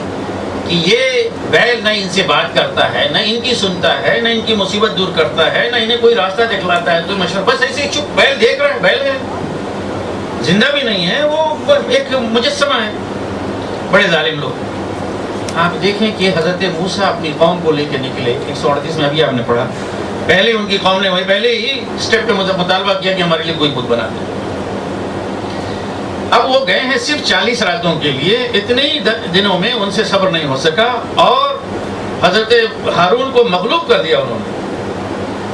اور اپنی منمانی کر کے انہوں نے بت بنایا، بچڑا بنا کے پوجنا شروع کر دیا 40 دنوں میں۔ تو پھر انہیں احساس ہوا، انہیں مطلب یہ ہے کہ قوم کے جو باشعور لوگ تھے انہیں احساس ہوا کہ تو بڑی غلطی ہوئی، ان سے گمراہی ہوئی ہے، اور اللہ نے اگر معاف نہ کیا تو یہ تو نقصان اٹھانے والے ہو جائیں گے۔ تو اسی دوران حضرت موسیٰ واپس آئے، دیکھا غضبان اسفا، غصے میں بھرے ہوئے اور افسوس کا اور دکھ کا مظاہرہ کرتے ہوئے، اظہار کرتے ہوئے آئے، تو انہوں نے کہا کہ تم لوگوں نے، ظاہر اس میں پہلے مخاطب حضرت ہارون تھے اور دوسرے قوم کے بڑے لوگ، تم لوگوں نے میرے چلے جانے کے بعد بڑی ہی بری جانشینی کی ہے میری، اس طرح سے کہ میں گیا تو تم لوگ بت بنا کے پوجنے لگے، اور غصے میں انہوں نے الواح پھینک دی، ابھی الواح لے کر آ رہے تھے وہ تختیاں، انہوں نے پھینک دی۔ یہ غیر شعوری طور پر ہوتا ہے، ہمارے بعض لوگ اس میں الجھ گئے ہیں، حضرت موسیٰ نے الواح پھینک دی، جیسے آپ کے یہاں کسی کے بارے میں اڑا دیا گیا، اس نے قرآن پھینک دیا، اور دوسرے دن اس کو جو ہے نا پولیس تھانے میں لے کر گئے، اور پھر پوری قوم پتہ چلا ایک حافظ قرآن کے اوپر جو ہے الزام لگا جھوٹا، اور اس کو وہاں سے نکال کے کھجڑ کے مار کے جو ہے نا ختم کر دیا، حالانکہ ایسا کوئی واقعہ نہیں ہوا۔ تو حضرت موسیٰ کے بارے میں بحث شروع ہوگی کہ انہوں نے الواح پھینک دی، ظاہر ہے کہ وہ الواح قرآن کے برابر تھا، اس میں تورات کا بنیادی حکم جو ہے، احکام عشرہ یا 10 کمانڈمنٹس جو ہے وہ یہی ہیں، الواح ملے۔ یہ بات نہیں ہے، نہ انہوں نے اس کی توہین کی، نہ وہ تھا، آدمی آیا جو اللہ کی توحید میں بالکل سراپا غرق ہو، اس سے برداشت نہیں ہوتا، تو اس سے اندازہ نہیں ہو کہ کیا چیز اس کے ہاتھ میں ہے کیا نہیں، مطلب ڈال دیا، اور اپنے بھائی کا سر پکڑ کے کھینچا، یعنی حضرت ہارون کا، غصے میں بھرے ہوئے کہ یہ کیا ہو گیا ہے، کہ یعنی ایک نبی کی موجودگی میں، نبی کی قوم کے اندر اتنا بڑا ظلم، اتنا بڑا گناہ، نبی جانتا ہے کہ اس کا کیا، یعنی اس کی سزا کیا ہوتی ہے۔ حضرت ہارون نے کہا ابن اے میرے مازاد، میرے بھائی، تو یعنی وہ جتنے غصے میں تھے اس کو ٹھنڈا کرنے کے لیے، ابن میری ماں کے بیٹے، یعنی میرے مازاد، میرے ماں جائے، قوم کے لوگوں نے مجھے کمزور پا کے دبا لیا، یعنی میری ایک نہ چلی، انہوں نے دبا لیا، اور یہ تو مجھے قتل کر دینا چاہتے تھے، تو ان دشمنوں کے سامنے یا دشمنوں کو مجھ پر ہنسنے کا موقع نہ دے، اور مجھے ان لوگوں کے ساتھ نہ شامل کر کہ میں ظالم لوگوں کے ساتھ ہوں، نہیں، میرا ان سے کوئی تعلق نہیں۔ تو حضرت موسیٰ نے پھر دعا کی، پروردگار تو مجھے بھی بخش دے، میرے بھائی کو بھی، اور ہمیں اپنی رحمت میں داخل کر، تو بہترین رحم فرمانے والا ہے۔ تو اللہ تعالیٰ نے کہا کہ جو لوگ انہوں نے بچڑے کو معبود بنایا وہ تو اللہ کے غضب کا شکار ہو کے رہیں گے، اور دنیا میں بھی ان کے لیے دنیا کی زندگی میں ذلت اور خاری ہوگی، ایسے ہی افطرا پردازوں کو بدلہ ہم دیتے ہیں۔ پھر فرمایا کہ جب حضرت موسیٰ کا غصہ ٹھنڈا ہوا تو انہوں نے تختیاں وہ اٹھائیں، ٹوٹی ہوئی تختیاں، تختیاں اٹھائیں، اور اس کے نسخے میں یعنی اس کی تحریر میں، یعنی نسخہ سے مراد اس کی تحریر میں کیا تھی؟ ہدایت اور رحمت۔ ظاہر ہے کہ اللہ کی احکام تھی، اللہ کی کتاب تھی، اس کی کتاب کا حصہ۔ ان تختیوں میں کیا چیز تھی؟ ہدی و رحمہ للذین هم لربهم یرہبون، ان لوگوں کے لیے جو اپنے پروردگار ہی سے، اپنے رب ہی سے ڈرتے ہیں۔ ظاہر ہے کہ جسے کوئی ڈر ہی نہ ہو اللہ سے تو وہ کوئی ان کے لیے ہدایت اور رحمت نہیں۔ یہ جو بڑا قصور، بڑا گناہ اور بھیانک قسم کی ٹریجڈی ان کی قوم میں سرزد ہوئی تھی، تو اس کی تلافی کے لیے حضرت موسیٰ نے یہ اہتمام کیا کہ اپنے قوم کے 70 بڑے لوگوں کو منتخب کیا، سرداران قریش، معاف کیجیے گا کیا سرداران قوم، ان کو چنا۔ واختار موسیٰ قومہ 70 رجلا لمیقاتنا، حضرت موسیٰ نے 70 لوگوں کا انتخاب کیا ہم سے ملاقات کے لیے، اللہ تعالیٰ فرماتے ہیں، یعنی پھر اسی پہاڑ پہ لے کر گئے۔ یہ اجتماعی توبہ کا حقیقت میں اہتمام تھا، پوری قوم کی طرف سے نمائندہ لوگ، اتنے لوگ گئے تھے کہ جا کے اللہ کے حضور وہاں پہ وہ کیا ہے، توبہ کریں۔ تو یہ نہیں کہ اللہ وہاں پہ بیٹھا ہوا ہے، مقصد یہ کہ جس طرح مثلا آج آپ جاتے ہیں عمرہ کرنے کے لیے، کعبہ کی ایک حیثیت ہے، اس طرح سے ایک مقام خاص ہے جہاں پہ اللہ کی تجلی ظاہر ہوئی، تو اس لیے ہم نہیں جاتے ہیں کعبہ میں کہ وہاں پہ اللہ بیٹھا ہوا ہے، اللہ کا گھر ہے، اس کی قدسیت ہے، اس کا تقدس ہے، اللہ تعالیٰ نے خود وہ تقدس عطا فرمایا۔ اس لیے اپنی قوم کو حضرت موسیٰ وہاں پہ لے کر گئے۔ جب گئے وہاں پہ تو وہاں پہ زلزلے کسی کیفیت، پہاڑ ہل گیا، اس طرح سے ہل گیا کہ لوگ ڈر گئے کہاں سے، ہلاک ہونے والے ہیں۔ تو موسیٰ نے کہا پروردگار اگر تو چاہتا اس سے پہلے ہی ہمیں ان کو بھی ہلاک کر دیتا، مجھے بھی ہلاک کر دیتا، یہاں پہنچنے سے پہلے تو ہمیں ہلاک کر سکتا تھا۔ مطلب اب جب کہ ہم تیرے دربار میں حاضر ہو گئے ہیں تجھ سے اپنے گناہوں کی مغفرت طلب کرنے کے لیے، معافی حاصل کرنے کے لیے، تو پروردگار اب تو موقع ہمیں دے، ہم تیرے سامنے اپنی درخواست رکھ سکیں، تجھ سے دعائیں مغفرت کر سکیں، توبہ کر سکیں۔ ہلاکت ہی اگر مقصود تھی تو یہاں پہنچنے سے پہلے ہلاک کر دیتا، مجھے بھی ان کو بھی۔ اور پھر میرے مولا آپ کیا ہمیں ہلاک کریں گے ان نادانوں کے جرم کی سزا میں؟ ہم اس میں شریک نہیں رہے ہیں، یہ ہماری قوم کے نادان اور جاہل لوگ، انہوں نے یہ سارا جرم کیا ہے، تو ان کے جرم کی سزا ہمیں بھگتنی پڑے گی۔ اور فرمایا کہ یہ تو تیرا امتحان تھا، تیری ڈالی ہوئی آزمائش تھی، اس آزمائش کے ذریعے سے تو جس کو چاہتا ہے گمراہ کرتا ہے، جس کو چاہتا ہے ہدایت یاب کرتا ہے، پروردگار تمہیں بخش دے اور رحم فرما۔ تو اللہ تعالیٰ نے فرمایا کہ ٹھیک ہے، فرمایا کہ میں تو جس کو چاہوں گا عذاب دوں گا، قال عذابی اصیب بہ من اشاء، جس کو چاہوں گا میں عذاب میں مبتلا کروں گا، جس کو چاہوں گا میں سزا دوں گا، ورحمتی وسعت کل شیء، لیکن میری رحمت ہر چیز پر پھیلی ہوئی ہے۔ یہاں پہ یہ بتلایا گیا ہے کہ غضب ہی غضب نہیں ہے میں، یا غضب اصل نہیں ہے کہ ہمیشہ غضب ہی اللہ تعالیٰ کا ظاہر ہوتا ہے، اس میں سے کبھی کبھی رحمت کی کوئی شان نمودار ہوتی ہے، نہیں۔ فرمایا کہ اللہ کی اصل جو چیز ہے دنیا میں اور دنیا والوں کے سامنے، وہ اللہ کی رحمت ہے۔ اللہ کی رحمت ہمیشہ چھائی ہوتی ہے، اس میں سے کبھی کبھی غضب نمودار ہوتا ہے، نہ کہ غضب چھائے ہوا اس میں سے کبھی کبھی رحمت نمودار ہوتا ہے۔ تو فرمایا کہ میری رحمت تو چھائی ہوئی ہے ہر چیز پر، تو جو لوگ ڈرنے والے ہیں، متقی ہیں، ان کے لیے میں اپنی رحمت کو لکھ رکھوں گا، یعنی ان کے حصے میں یہ رحمت آئے گی۔ اور جو لوگ ڈریں گے اللہ سے اور زکوٰۃ دیتے رہیں گے اور ہماری آیات پر ایمان لائیں گے، یہ حضرت موسیٰ سے وعدہ تھا۔ اور فرمایا کہ اب خاص طور سے اس وقت جب یہ قرآن نازل ہو رہا ہے اور اللہ کا آخری نبی حضرت محمد صلی اللہ علیہ وسلم اللہ کا پیغام لے کر آئے ہیں، اب وہ رسول بن کر آئے حضرت موسیٰ کی طرح، تو فرمایا کہ اب اس رحمت کے مستحق کون لوگ ہوں گے؟ وہ لوگ ہوں گے کہ جو اس رسول نبی امی کی جو ہے اتباع کریں گے۔ یہودیوں کو سنائی گئی یہ بات، رسول نبی رسول اللہ صلی اللہ علیہ وسلم دونوں تھے، اور امی، تو امی جو ہے پڑھنے والے جاننے والے جانتے ہیں، ان کے لٹریچر میں، ان کے جو بائبل ہے اس میں جینٹائلز کس کو کہا جاتا ہے، یعنی امی یعنی جو ایسے ہی ان پڑھ قسم کے لوگ ہیں۔ یہودی اپنے سوا باقی لوگوں کو کیا سمجھتے تھے؟ جینٹائلز کا تو آج کل ترجمہ تھوڑا لوگ آسان کرنے لگے ہیں، جینٹائلز اس معنی میں نہیں ہوتا جس میں ہم سمجھتے ہیں کہ ان پڑھ لوگ یا امی، وہ حقیقت میں جینٹائلز بول کے اس سے مراد جو ان کی اصل زبان تھی، اصل جو لفظ تھا، اس سے مراد لیتے تھے کہ یہ گھوڑے گدھے قسم کے لوگ۔ لیکن بہرحال آخر میں یہ ٹک گیا مفہوم اس پہ کہ یہ ان پڑھ جاہل لوگ، اپنے بارے میں یہ تھا کہ ہم لوگ پڑھے لکھے ہیں، بڑے یعنی ایجوکیٹڈ ہیں اور لرنڈ پیپل ہیں، تو اس طرح خاص طور سے حضرت اسماعیل علیہ السلام کی نسل عربوں کو وہ امی کہا کرتے تھے وہ واقعتاً امی. اگر ان کے یہاں کوئی پڑھ لکھ لیتا تو بھی امی ہی, تو اس قوم کو امیین کہا ہی جاتا تھا. اللہ تعالیٰ نے فرمایا کہ جسے تم تانا دیتے ہو امی ہونے کا, جس قوم کو, انہی امیوں میں سے ایک امی ہے, اٹھایا ہم نے, وہی اب تمہارا معلم ہے, وہی اب رہبر انسانیت ہے, وہی استادوں کا استاد ہے, وہی پڑھانے والا ہے, دوسرا اور کوئی نہیں. تو ہم نے اسی امی کو جس پہ تم طنز کرتے تھے اسے معلم بنا دیا ہے. تو جو لوگ اس کی پیروی کریں گے, اور یہ نبی امی کون ہے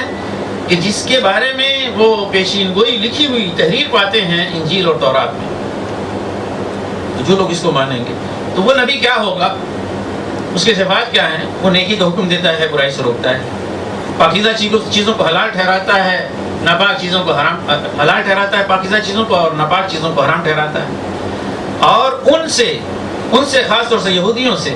اسر اور اغلال کو دور کرے گا, اٹھائے گا. یعنی بھیڑیاں جو اور ان کے کیا بولتے ہیں ہتھکڑیاں اور بوجھ جو ان کے گردنوں میں لا دے گئے ہیں, یہ پھندے, وہ ان سے اتارے گا. یہ کون سے اسر اور اغلال ہے؟ اسر کے معنی ہوتے ہیں بوجھ کے, اور اغلال جو ہے بولتے ہیں بھیڑیوں کے جو پیروں میں ڈالی جاتی ہے. یہ کیا چیزیں ہیں؟ اب دیکھیں رسول اللہ صلی اللہ علیہ وسلم یہ آئے, پہلے سے جو امت گرفتار تھی, پھنسی ہوئی تھی ان چیزوں میں, اسے نکالا. تو ظاہر ہے کہ وہ امت جو یعنی سرے سے آپ ہی پر ایمان لانے والی تھی, تو اس کے لیے تو اور بھی زیادہ بڑھ کے امت وہ رحمت تھے نا. اپنے اوپر یہ دوجا تیجا اور پتہ نہیں کیا 40واں 32واں اور یہ ساری چیزیں مجھے نہیں معلوم, اللہ کا فضل ہے, میں شکر ادا کرتا ہوں کہ میرے گھر میں, میرے خاندان, میرے گاؤں میں یہ ساری چیزیں نہیں. یہ لوگوں نے کیا ہے اسر اور اغلال, میں پہلے بھی کبھی اشارہ کرتا رہا ہوں, کوئی کسی کے یہاں جاتے ہیں جہالت اور حماقت میں, اپنی دنیا بھی جو ہے برباد کرتے ہیں اور آخرت بھی تباہ کرتے ہیں. تو وہ کہتا ہے کہ سفید مرغے لے کر آؤ, کالے مرغے لے کر آؤ, یا ایسا بکرا لے کر آؤ, اتنے دن کا لے کر آؤ, اتنے دانت کا لے کر آؤ, یہ ساری چیزیں کر. یہ کیا ہے؟ اسر اور اغلال تو نہیں ہے تو کیا ہے؟ لوگوں کے پاس کھانے کے لیے نہیں ہوتا, ایک مریض ہے اس کے علاج کے لیے دوا کے لیے پیسے نہیں ہوتے, کوئی دیتا نہیں. یا وہی مریض ایڑیاں رگڑ کے مرتا ہے اپنے بستر پر, اپنی چارپائی پر, علاج نہیں کر سکتے. لیکن کتنی ظالم ہے قوم اور اس کے خاندان کے لوگ, وہی مرنے والا جب مر جاتا ہے, بیمار جب مر جاتا ہے, تو پھر جس کے علاج کا بندوبست نہیں ہو سکا تھا اس کے گھر والوں سے کہا جاتا ہے کھانا کھلاؤ. اب بریانی پکتی ہے پورے خاندان کو کھلانے کے لیے, ورنہ آپ کی ناک کٹ جائے گی, آپ رہ نہیں سکیں گے. یہ کیا ہے؟ ہر معاملے میں رسول اللہ صلی اللہ علیہ وسلم نے آسانی کی. شادی بیاہ میں کتنے اسر اور اغلال ہم نے لاد لیے ہیں. ایک باپ, بیٹی کا باپ, وہ اٹھ کے کہہ دے دو بول میں نے اپنی بیٹی کا نکاح تم سے کیا, ہونے والے جس سے نکاح, کتنے مہر کے بس قبول ہے, اس کا قبول, ختم بات. نہ کسی قاضی کی, نہ کسی کو ضرورت نہیں. ٹھیک ہے, آج قانونی طور پر رجسٹریشن کے لیے آپ چاہیں تو جا کے کورٹ میں کروا لیں, لیکن اس کے لیے یہ نہیں ہے کہ کوئی آئے, اہتمام کیا جائے, تو فلاں صاحب جب تک قاضی نہیں آئیں گے تو نہیں ہوگا, پھر ان کو اتنی فیس دی جائے. یہ کیا ہے؟ اسر و اغلال نہیں ہے تو کیا؟ ہم نے فقہ اسلامی مسائل کو بالکل ہی چیستہ بنا کے رکھ دیا ہے, چیستہ بنا کے رکھ دیا ہے. میں نے بتایا شادی واقعتاً اتنی ہوتی ہے, ایک باپ اٹھ کے کھڑا ہو کہ الحمدللہ رب العالمین والصلاۃ والسلام علی سید المرسلین, میری بیٹی اس کا نام یہ ہے, میں نے تمہارے نکاح میں دیا, قبول کیا, اتنی مہر ہے, ہاں قبول کیا, ختم بات, یہی نکاح ہے, اس کے علاوہ کچھ نہیں. آپ دیکھتے ہیں کئی مسلمانوں کے اس طرح سے نکاح ہوتا ہے. اس کے لیے صاحب یوں جو میرا بیٹا بیٹھا, اس کی شادی ہو رہی تھی ابھی پچھلے سال, وہ صاحب آئے, اب انہوں نے کہا ایک خطبہ پڑھنا شروع کیا لمبا, تو جس سے میرا سر درد کرنے لگا, مجبور تھے بے بس. اور وہ پھر انہوں نے کہا کہ اب نکاح ہو ہی نہیں سکتا, اس کے سر پہ ٹوپی پہنا جائے. اتفاق سے یہ بھی جو ہے ٹوپی پہن کے نہیں گئے تھے, اور جب تک ٹوپی ڈھونڈ کے نہ پہنا دی گئی ان کا نکاح ہی نہیں ہوا. پھر ان سے کروا پڑوایا گیا کہ دیکھیں مومن ہے کہ نہیں, کیا بےہودہ حرکتیں ہیں. پھر اس نے کہا کہ پروردگار ایک دعا وہاں پہ ہوتی ہے, اور وہیں سے پہلی مرتبہ میں نے سنی, وہ دعا شروع کی, اے اللہ ان کے دلوں میں محبت ڈال دے جیسے کہ پتہ نہیں موسیٰ اور صفورہ ہوئی, اور پتہ نہیں کیا جیسے یوسف اور زلیخا. استغفر اللہ ربی وتوب الیہ. یہ بھیڑیاں حقیقت میں یہ بھیڑیاں ہیں جو حضرت محمد صلی اللہ علیہ وسلم نبی رحمت بنا کر بھیجے گئے تھے, ان سے اٹھائے. آج ہماری قوم اس کے اندر گرفتار, ستواں دوجا پتہ نہیں کیا کیا نام میں پڑھتا ہوں, مجھے سمجھ نہیں آتا. فرمایا کہ یہ ان سے دور کرے گا. اور فرمایا کہ جو لوگ ایمان لائے اس پر ایمان لائیں گے، اس کی تائید کریں گے، اس کی نصرت مدد کریں گے، اور جو نور یعنی قرآن تعلیم اس کے اوپر اتارا گیا ہے. دیکھیے قرآن شریف بھی نور ہے، لفظوں کا ہیر پھیر نہ کریں، لوگ کھلواڑ کرتے ہیں ان سے، وہ نور ہے، قرآن بھی نور ہے. نور کے معنی بالکل اپنے لفظی معنی میں ہے. نور کا مطلب یہ کہ روشنی ہے. روشنی کس لیے ہوتی ہے؟ تاریکی کو چھانٹ کر اپنا سیدھا راستہ جو آپ دیکھیں. تو قرآن شریف بھی نور ہے اس معنی میں کہ اس سے آپ کو صحیح راستہ معلوم ہوتا ہے. نبی بھی نور ہے اس معنی میں کہ وہ نبی آپ کو سیدھا راستہ دکھاتا ہے. نور کا مطلب یہ نہیں ہوتا کہ اس کا سایہ نہیں ہوتا کسی انسان کا سایہ ہوتا ہے. یہ ایک چیز طرح بنا کے یہ بھی ایک چیز رکھی گئی ہے، اس کا کوئی تعلق نہیں اس سے. اور یوں آپ دیکھنے جائیں تو ہر ہدایت،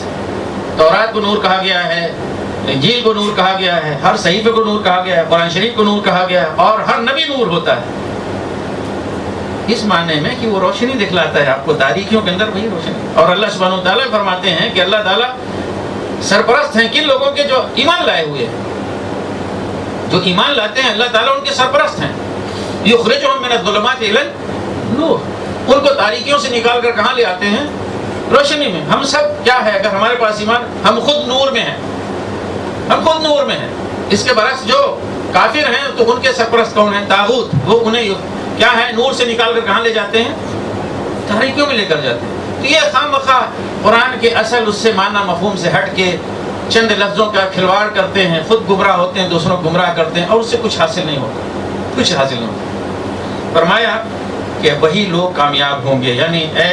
بنی اسرائیل اس نبی کی اتباع کرو، تم لوگ فلاح حاصل کرو گے. اور پھر اسی موقع پہ رسول اللہ صلی اللہ علیہ وسلم سے کہہ دیا گیا کہ آپ خطاب کر کے کہہ دیجئے یا ایھا الناس انی رسول اللہ الیکم جمیعا، اے لوگوں میں تمہاری طرف اللہ کا رسول ہوں، جمیعا تم سب کی طرف. یہ عربوں کا رسول نہیں ہوں، صرف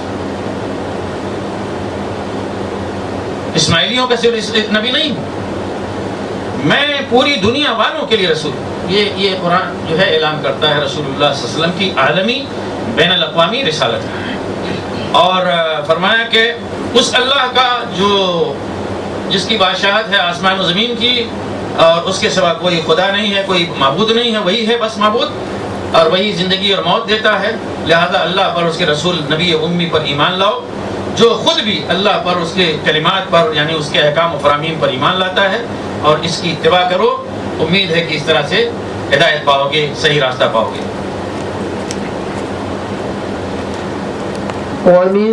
قوم موسى أمة يهدون بالحق وبه يعدلون وقطعناهم 12 أسباطا أمما وأوحينا إلى موسى إذ استسقاه قومه أن اضرب بعصاك الحجر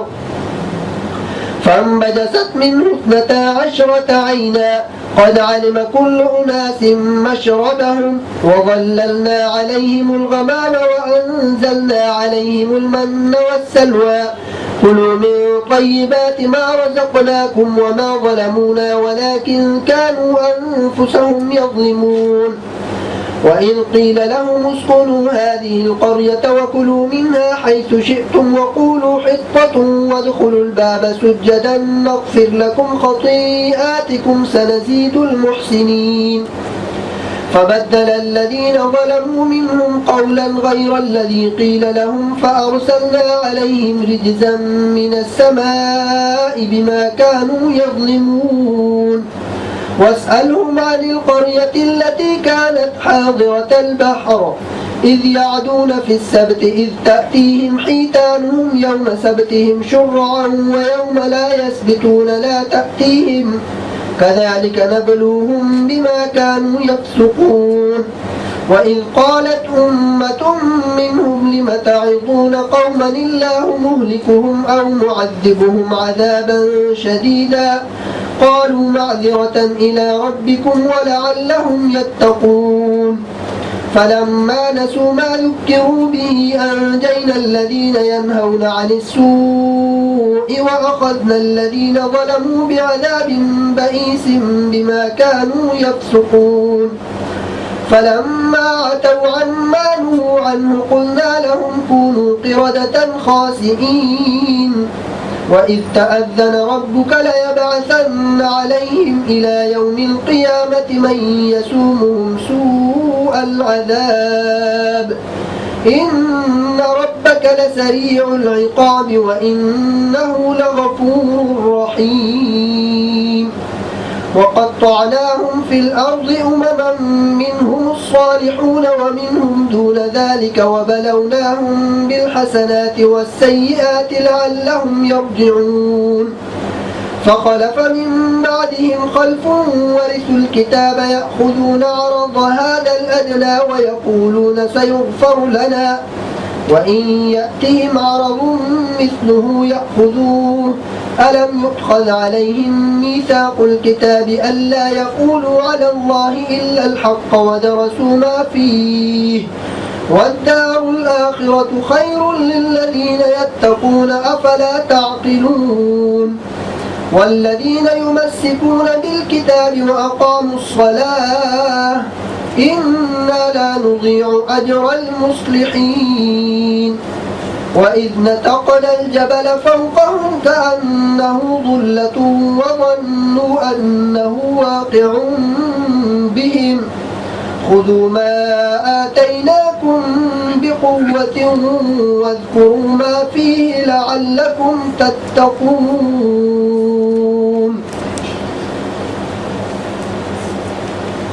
موسیٰ کی قوم میں ایک گروہ ایسا بھی تھا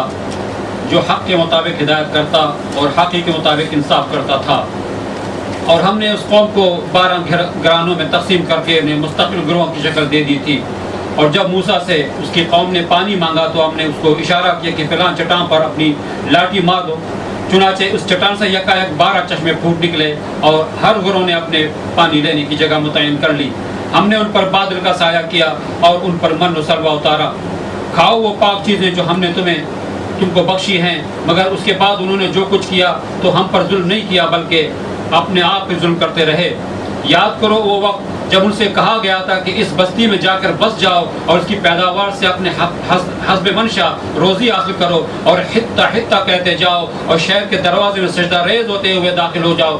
ہم تمہاری خطائیں معاف کریں گے اور نیک رویہ رکھنے والوں کو مزید فضل سے نوازیں گے. مگر جو لوگ ان میں سے ظالم تھے انہوں نے اس بات کو جو ان سے کہی گئی تھی بدل ڈالا، اور نتیجہ یہ ہوا کہ ہم نے ان کے ظلم کی پاداش میں ان پر آسمان سے عذاب بھیج دیا. اور ذرا ان سے اس بستی کا حال بھی پوچھو جو سمندر کے کنارے واقع تھی. انہیں یاد دلاؤ وہ واقعہ کہ وہاں کے لوگ سبت یعنی ہفتے کے دن کا احکام الہی کی خلاف ورزی کرتے تھے، اور یہ کہ مچھلیاں سبت ہی کے دن ابھر کر سطح پر ان کے سامنے آتی تھی اور سبت کے سوا باقی دنوں میں نہیں آتی تھی. یہ اس لیے ہوتا تھا کہ ہم ان کی نافرمانی کی وجہ سے ان کو آزمائش میں ڈال رہے تھے. اور انہیں یہ بھی یاد دلاؤ کہ جب ان میں سے ایک گروہ نے دوسرے گروہ سے کہا تھا کہ تم ایسے لوگوں کو کیوں نصیحت کرتے ہو جنہیں اللہ ہلاک کرنے والا یا سخت سزا دینے والا ہے، تو انہوں نے جواب دیا تھا کہ ہم یہ سب کچھ تمہارے رب کے حضور اپنی معذرت پیش کرنے کے لیے کرتے ہیں اور اس امید پر کرتے ہیں کہ شاید یہ لوگ اس کی نافرمانی سے پرہیز کرنے لگیں. آخرکار جب ان کی ہدایت کو بالکل ہی فراموش کر گئے جو انہیں یاد کرائی گئی تھی تو ہم نے ان لوگوں کو بچا لیا جو برائی سے روکتے تھے، اور باقی سب لوگوں کو جو ظالم تھے ان کی نافرمانیوں پر سخت عذاب میں پکڑ لیا. پھر جب وہ پوری سرکشی کے ساتھ وہی کام کیے چلے گئے جس سے انہیں روکا گیا تھا تو ہم نے کہا کہ بندر ہو جاؤ ذلیل و خوار. اور یاد کرو جب کہ تمہارے رب نے اعلان کر دیا کہ وہ قیامت تک برابر ایسے لوگ بنی اسرائیل پر مسلط کرتا رہے گا جو ان کو بدترین عذاب دیں گے. یقیناً تمہارا رب سزا دینے میں تیز دست ہے اور یقیناً وہ درگزر اور رحم سے بھی کام لینے والا ہے. ہم نے ان کو زمین میں ٹکڑے ٹکڑے کر کے بہت سی قوموں میں تقسیم کر دیا. کچھ لوگ ان میں نیک تھے اور کچھ ان سے مختلف، اور ہم ان کو اچھے اور برے حالات سے آزمائش میں مبتلا کرتے رہے کہ شاید یہ پلٹ آئیں. پھر اگلی نسلوں کے بعد ایسے ناخلف لوگ ان کی جانشین ہوئے جو کتاب الہی کے وارث ہو کر اس دنیا دنی کے فائدے سمیٹتے ہیں اور کہہ دیتے ہیں کہ توقع ہے کہ ہمیں معاف کر دیا جائے گا، اور اگر وہی متاع دنیا پھر سامنے آتی تو پھر لپک کر اسے لے لیتے ہیں. کیا ان سے کتاب کا عہد نہیں لیا جا چکا ہے کہ اللہ کے نام پر وہی بات کہیں جو حق ہو؟ اور یہ خود پڑھ چکے ہیں جو کتاب میں لکھا ہے. آخرت کے قیام گاہ تو خدا ترس لوگوں کے لیے بہتر ہے. کیا تم اتنی سی بات نہیں سمجھتے؟ جو لوگ کتاب کی پابندی کرتے ہیں اور جنہوں نے نماز قائم کر رکھی ہے یقیناً ایسے نیک کردار لوگوں کا اجر ہم ضائع نہیں کریں گے. انہیں وہ وقت بھی کچھ یاد ہے جب کہ ہم نے پہاڑ کو ہلا کر ان پر اس طرح چھا دیا تھا کہ گویا وہ چھتری ہے. اور یہ گمان کر رہے تھے کہ ان پر آ پڑے گا، اور اس وقت ہم نے ان سے کہا تھا کہ جو کتاب ہم تمہیں دے رہے ہیں اسے مضبوطی کے ساتھ تھامو، اور جو کچھ اس میں لکھا ہے اسے یاد رکھو، توقع ہے کہ تم غلط روی سے بچے رہو گے۔ تو آیت نمبر 159 میں یہ بتلایا گیا کہ بہرحال حضرت موسیٰ کی قوم میں ایک گروہ اس کے باوجود، یعنی جو پیچھے جن کی مذمت کی گئی ہے، ان کے برعکس ہمیشہ ایک گروہ موجود رہا ہے، اگرچہ مختصری صحیح کمی صحیح، لیکن ایک گروہ موجود رہا ہے جو لوگ حق کے مطابق رہنمائی کرتے تھے اور اسی کے مطابق فیصلے کرتے تھے، یعنی وہ حق پر قائم تھے۔ پھر انہیں بنی اسرائیل کو 12 گروہ میں یا 12 خاندانوں میں تقسیم کیا گیا، یہ بات پہلے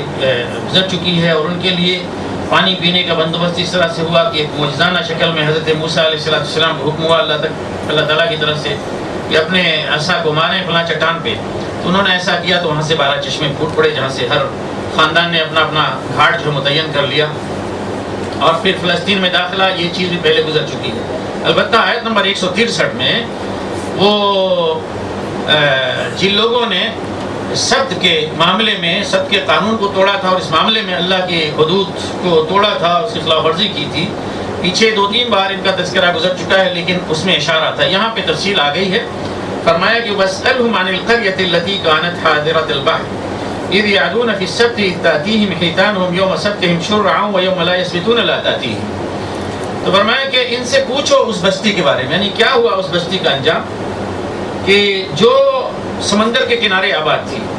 اس سے مراد سمندر کے کنارے آباد کوئی بستی جو عقبہ اور ایلا کے بیچ میں، ایلا جو ہے یا ایلات یہ اسرائیل کی وہ بندرگاہ ہے، اور عقبہ جو ہے یہ اردن کی ہے، دونوں آمنے سامنے۔ یہیں پہ کوئی شہر یہودیوں کا تھا بنی اسرائیل کا، جو خاص جن کے اوپر حقیقت میں عذاب ہوا سبت کی خلاف ورزی کے سلسلے میں۔ فرمایا کہ وہ سمندر کے کنارے آباد تھی کہ جب وہ لوگ سبت کے بارے میں حد سے تجاوز کرتے تھے یا گناہ کا ارتکاب کرتے تھے، کہ جب ان کے پاس ان کی مچھلیاں اتاتیم حیتانہم یوم سبت، اس لیے کہ ان کے پاس ان کی مچھلیاں آتی تھیں اس دن جب ان کا سبت ہوتا تھا، اور کس طرح سے مچھلیاں آتی تھیں کہ شرعا، منہ بھارے ہوئی، وَيَوْمَ لَا يَسْبِتُونَ لَا تَأْتِيهِمْ، جب سبت نکل جاتا نہیں ہوتا تو مچھلیاں نہیں آتی تھیں۔ تو یہ امتحان ان کی طرف سے ہوا تھا۔ اس امتحان کے بارے میں اللہ تعالیٰ نے فرمایا كَذَلِكَ نَبْلُوهُم بِمَا كَانُوا يَفْسُقُونَ، یہ جو سرکشی مبتلا ہوئے تو اس کی آزمائش کے لیے ہم نے یہ اور بھی موقع دیا کہ اپنی اس سرکشی کو بالکل واضح کر دیں کہ واقعتاً یہ سرکش قوم۔ تو ہوا کیا تھا سب کے، اولاً سب کے بارے میں پہلے بتلا چکا ہوں، اگرچہ سبت یہودیوں کے لیے بنی اسرائیل کی مقدس دن ہے،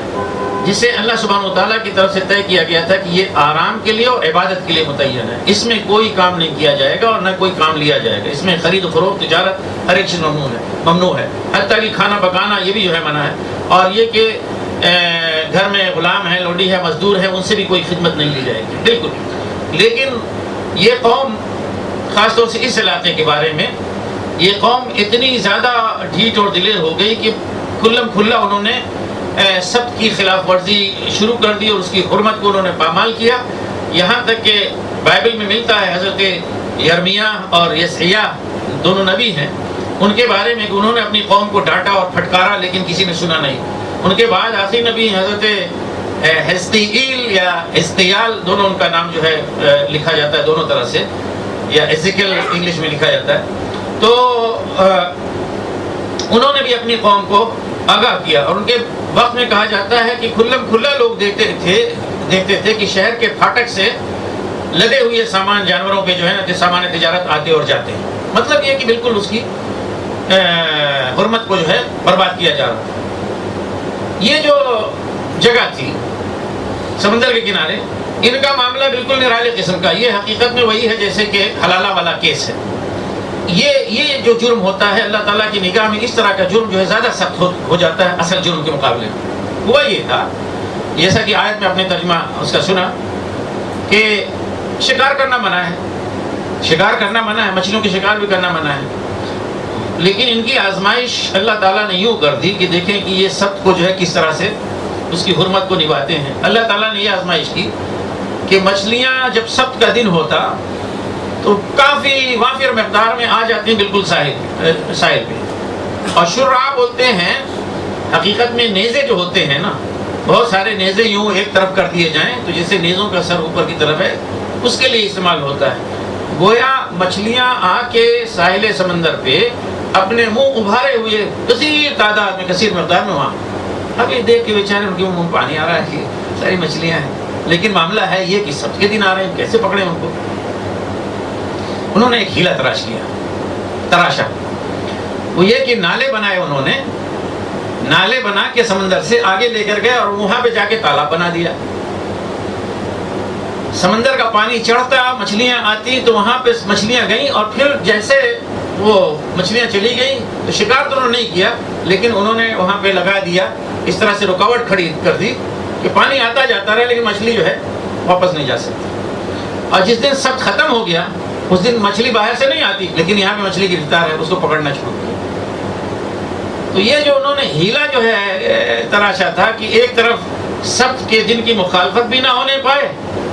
اور مچھلی بھی ہاتھ میں آ جائے، تو یہ بنسبت ان لوگوں کے جو واقعتاً عملاً سبت کی بے حرمتی کرتے تھے، ان کے مقابلے میں اس جرم کو اللہ تعالیٰ نے زیادہ ہی سخت جانا. چنانچہ ان کی یہ سزا بیان ہوئی کہ انہیں آگے آیت میں کہا گیا ہے کہ انہیں کہا گیا کہ تم بندر بن جاؤ. تو اس وقت جب یہ حرمت سبت کی پامال کر رہے تھے تو اس وقت ہوا یہ کہ قوم 3 گروہوں میں تقسیم ہو گئی تھی، یا 3 طرح کے لوگ قوم میں پائے جاتے. ایک تو یہی تھے جو اس کے تقدس اور حرمت کا خیال نہیں کرتے تھے. دوسرا گروہ وہ تھا کہ جو اس کی سختی سے مخالفت کر رہا تھا، یعنی وہ لوگ جو حق پر قائم تھے، جو اللہ کے قانون کی پابندی کرتے تھے اور اس کی مخالفت میں اللہ کے عذاب سے ڈرتے تھے. انہوں نے اپنی قوم کو سمجھایا، اگرچہ تھوڑے لوگ تھے، بہت ہی کم. تیسرا گروہ وہ تھا جو اللہ کرنے والا تھا، لیکن وہ جو ہے نا اس کو کوئی پریشانی نہیں تھی کہ یہ لوگ اگر مخالفت کر رہے ہیں تو کوئی حرج نہیں، بشرطے کہ ہماری تسبیحاں جو ہے نا، ہماری انگلیاں چلتی رہیں تسبیح کی، بس. تو ان کے بارے میں فرمایا کہ وَإِذْ قَالَتْ أُمَّةٌ مِّنْهُمْ لِمَ تَعِظُونَ قَوْمًا اللَّهُ مُهْلِكُهُمْ أَوْ مُعَذِّبُهُمْ عَذَابًا شَدِيدًا. یہ جو نیک لوگ تھے لیکن انہیں اس برائی پہ کوئی پریشانی نہیں تھی، ٹوکنے نہیں جاتے تھے. انہوں نے ان ٹوکنے والوں سے کہا، روکنے والوں سے کہا، ارے بھائی آپ لوگ کیوں ایسے لوگوں کے پیچھے پڑے ہوئے ہیں جن کے اوپر تو عذاب ہوئی آگے ہی رہنا ہے، اور جو بس ہلاکت میں آ گئے ہیں، کیوں اپنا وقت برباد کر رہے ہیں؟ ایسے لوگ سمجھا رہے ہیں، بس سمجھائیے، چھوڑ دیجیے. جیسے ہم آرام سے بیٹھے اپنے گوشوں میں اللہ کر رہے ہیں، آپ بھی کیجیے. یہ لوگ تو اللہ عذاب کی زد میں آ گئے. یہ انہوں نے فیصلہ سنایا. تو ان لوگوں نے کہا قالوا معذرۃ الی ربکم، اے مسلمانوں آج بھی سن لو آپ کی. قالوا معذرۃ الی ربکم، انہوں نے کہا ہم اس لیے کر رہے ہیں کہ اپنے رب کے پاس ہم اپنا عذر جو ہے پیش کر سکیں. اللہ پوچھے گا تمہارے آنکھوں کے سامنے یہ گمراہی اور یہ حدود الہی کی پامالی ہو رہی تھی، تم نے کیا کیا؟ وہ رکے نہ رکے، ہماری ذمہ داری یہ ہے کہ ہم ان کو ٹوکیں، ان کو روکیں، ان کو بتائیں یہ غلط ہے. کم سے کم ہمارے پاس یہ عذر تو ہو جائے گا بیان کرنے کے لیے اللہ تعالیٰ کے پاس کہ ہم نے اپنی جیسے کر دی، قوم نے مانا نہ مانا یہ ان کی بات ہے. تو فرمایا کہ جب انہیں جن لوگوں کو نصیحت کی گئی تھی جس چیز کے ذریعے سے، یعنی اللہ کی کتاب کے حوالے سے، جب اسے ان لوگوں نے بھلا بیٹھے، تو فرمایا کہ صرف ہم نے ان لوگوں کو بچایا کہ جو برائیوں سے روکتے تھے. برائیوں سے روکنے والا گروہ صرف اس کو اللہ تعالیٰ نے فرمایا کہ ہم نے بچایا. باقی سب لوگ جو ہے ظالموں میں شمار ہو رہے ہیں، وہ بھی اور نہ روکنے والے بھی. جن لوگوں نے اور وہ لوگ جنہوں نے ظلم کیا تھا، ہم نے انتہائی جو ہے برے بدترین قسم کے عذاب میں انہیں گرفتار کر لیا، اس وجہ سے کہ وہ نافرمانی کر رہے تھے. اور پھر یہیں پہ بس نہیں کیا، آگے یہ کہ جب وہ سرکشی میں بڑھتے چلے گئے اور ان تمام حدود کو توڑتے رہے کہ جو ان کے لیے متعین کی گئی تھی، اور جن چیزوں سے انہیں روکا گیا تھا اس سے نہیں رکتے، تو ہم نے آخر میں کہہ دیا کہ بندر بن جاؤ، تمہاری شکلیں بگڑ جائیں. اور اسی کے بعد اللہ تعالیٰ نے اعلان کیا، جب یہ گراوٹ اخلاقی اور دینی ایمانی گراوٹ آ گئی بنی اسرائیل میں، تو اللہ تعالیٰ نے اعلان کر دیا کہ اب تا قیامت تمہارے اوپر اللہ تعالیٰ ایسے لوگ بھیجتا رہے گا کہ جو تمہیں بدترین قسم کا عذاب، اس کا مزہ چکھاتے رہیں گے. یہ تاریخ پوری اس پہ گواہ ہے. آج آپ 50-60 سال کی تاریخ 50 سال کا نام نہیں ہو، تاریخ جو ہے 50 سال کا نام نہیں ہے. تو یہ پھر بھی اس کے اندر اور بھی بہت کچھ ملابسات ہیں، یہ موقع نہیں اس پہ گفتگو کی جائے. تو اس پہ آپ نہ دھوکہ کھائیں کہ اب جو ہے وہ اس کے خلاف کوئی بات ہو گئی تو پھر دوسرا کوئی آئے گا. تو ہمیشہ یہ جو ہے قوم اسی طرح سے پوری دنیا میں تتر بتر ہو کے رہی اور عذاب جو ہے چکتی رہی مختلف قوموں کے ہاتھوں، اور فرمایا کہ ہم نے انہیں پوری دنیا میں منتشر کر دیا، تو پھر بھی ان میں تھوڑے لوگ کچھ ہیں نیک، لیکن اکثریت ان کی کیا ہے، اس کے برعکس ہے۔ تو اور اس پورے دوران میں تاریخ میں فرمایا کہ ہم انہیں اچھے اور برے حالات کے ذریعے سے آزماتے رہے، کبھی اچھے حالات لے آئے، کبھی برے حالات لے آئے۔ تو ہر یہ قسم کے حالات حقیقت میں امتحان اور آزمائش کے طور پر ہوا کرتے تھے تاکہ یہ لوگ اللہ کی طرف پلٹیں، لیکن ہوا یہ کہ جیسے جیسے نسلیں آگے بڑھتی گئیں تو ہمیشہ اسلاف کے اخلاق جو تھے وہ برے سے برے آتے گئے، یہاں تک کہ بعد میں جو خلف آئے اور جو کتاب کے یعنی تورات کے وارث بنے تو وہ دنیا کا سامان ہے اسی کو لوٹنے میں اور جمع کرنے میں لگ گئے، اور پوری ڈھٹائی اور بے حیائی کے ساتھ وہ جو ہے نا حرام خوری مبتلا ہے، اور کہتے ہیں کہ سیغفر لنا، ہمیں معاف کر دیا جائے گا۔ اور آج بھی ٹوکنے اور منع کرنے کے باوجود جب بھی ان کے سامنے یہ دنیا کی پیشکش آئے گی پھر اسے لے لیں گے، کیونکہ وہ کہتے ہیں کہ سیغفر لنا، جسے جو یہ سمجھ لے اسے بتا دیا جائے کہ تم ہو اسی لیے کہ سیغفر لکم، تمہاری بخشش ہو جائے گی، تو ظاہر ہے کہ اسے کیوں وہ رکے کہ یہ حرام ہے، یہ لاٹری ہے، یہ میسر ہے، یہ ازلام ہے، ظاہر ہے وہ ساری چیزیں وہ تو ایک نعمت غیر مترقبہ پا کر اس کو جو ہے نا اپنائے گا۔ اور آخر میں یہ کہا گیا کہ جو لوگ کتاب کو مضبوطی کے ساتھ تھامتے ہیں، یعنی اس پر عمل پیرا ہوتے ہیں اور نماز قائم کرتے ہیں، تو اللہ تعالیٰ فرماتے ہیں کہ ایسے نیک بندوں کے، صالح بندوں کے عمل کو ہم ضائع نہیں کریں گے۔ اور آخر میں ایک تاریخی واقعے کی طرف اشارہ کیا، وہ تھا واقعہ کہ جب حضرت موسیٰ علیہ السلام اپنی قوم کے ساتھ کوہ طور کے دامن میں تھے، اور اس وقت کی کیفیت یوں ہوئی تھی کہ پہاڑ کو جیسے ہلا کے اٹھا دیا گیا تھا، پہاڑ ان کے سر پہ ہے، اس کو کہا گیا کہ ہم نے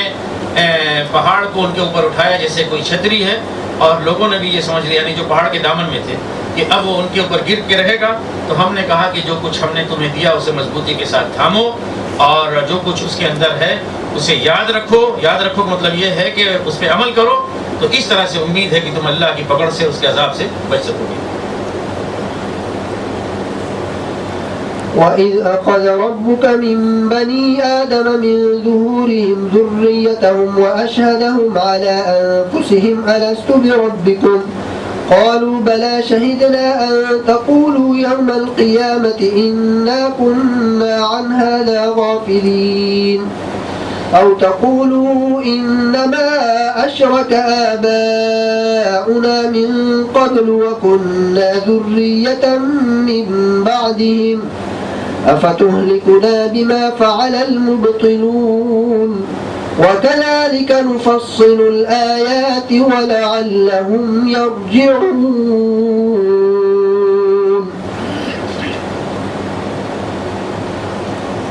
اور اے نبی،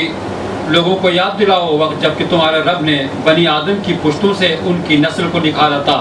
اور انہیں خود ان کے اوپر گواہ بناتے ہوئے پوچھا تھا، کیا میں تمہارا رب نہیں ہوں؟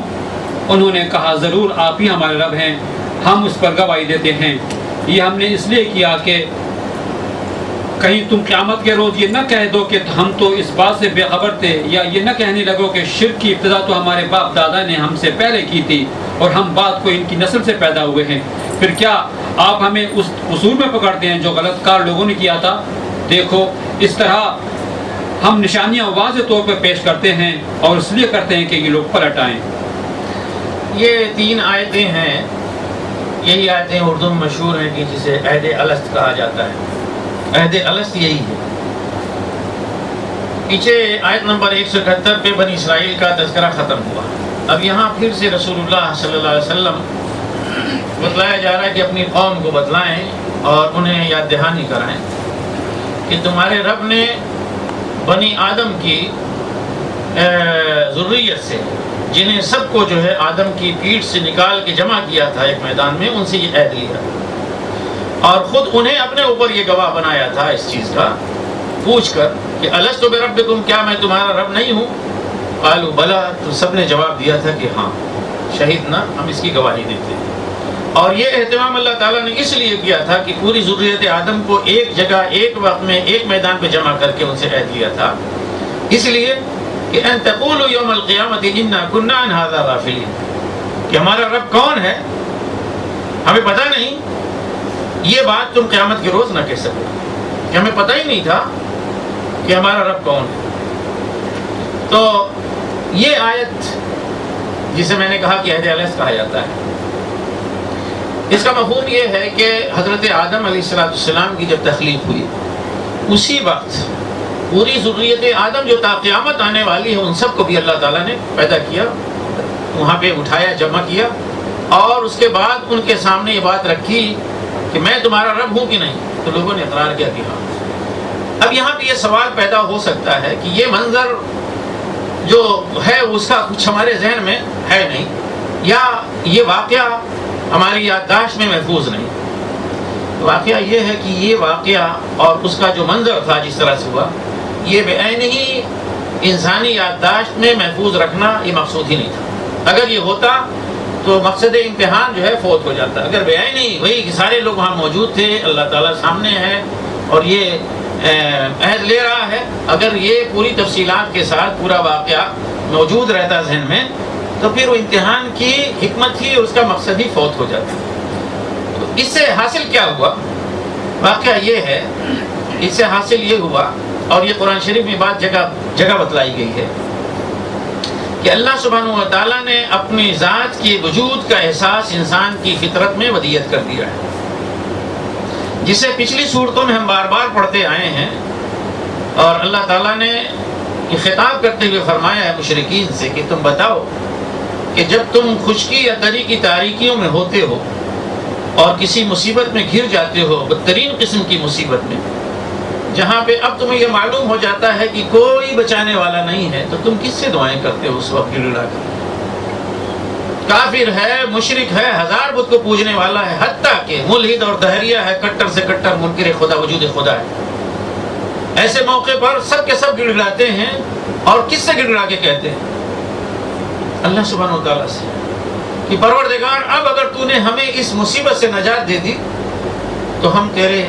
شکر گزار اور موحد بندے بن کر رہیں گے۔ اللہ تعالیٰ فرماتے ہیں کہ اللہ تعالیٰ اس مصیبت سے نکال دیتا ہے، اور دوسری مصیبتوں میں سے بھی جن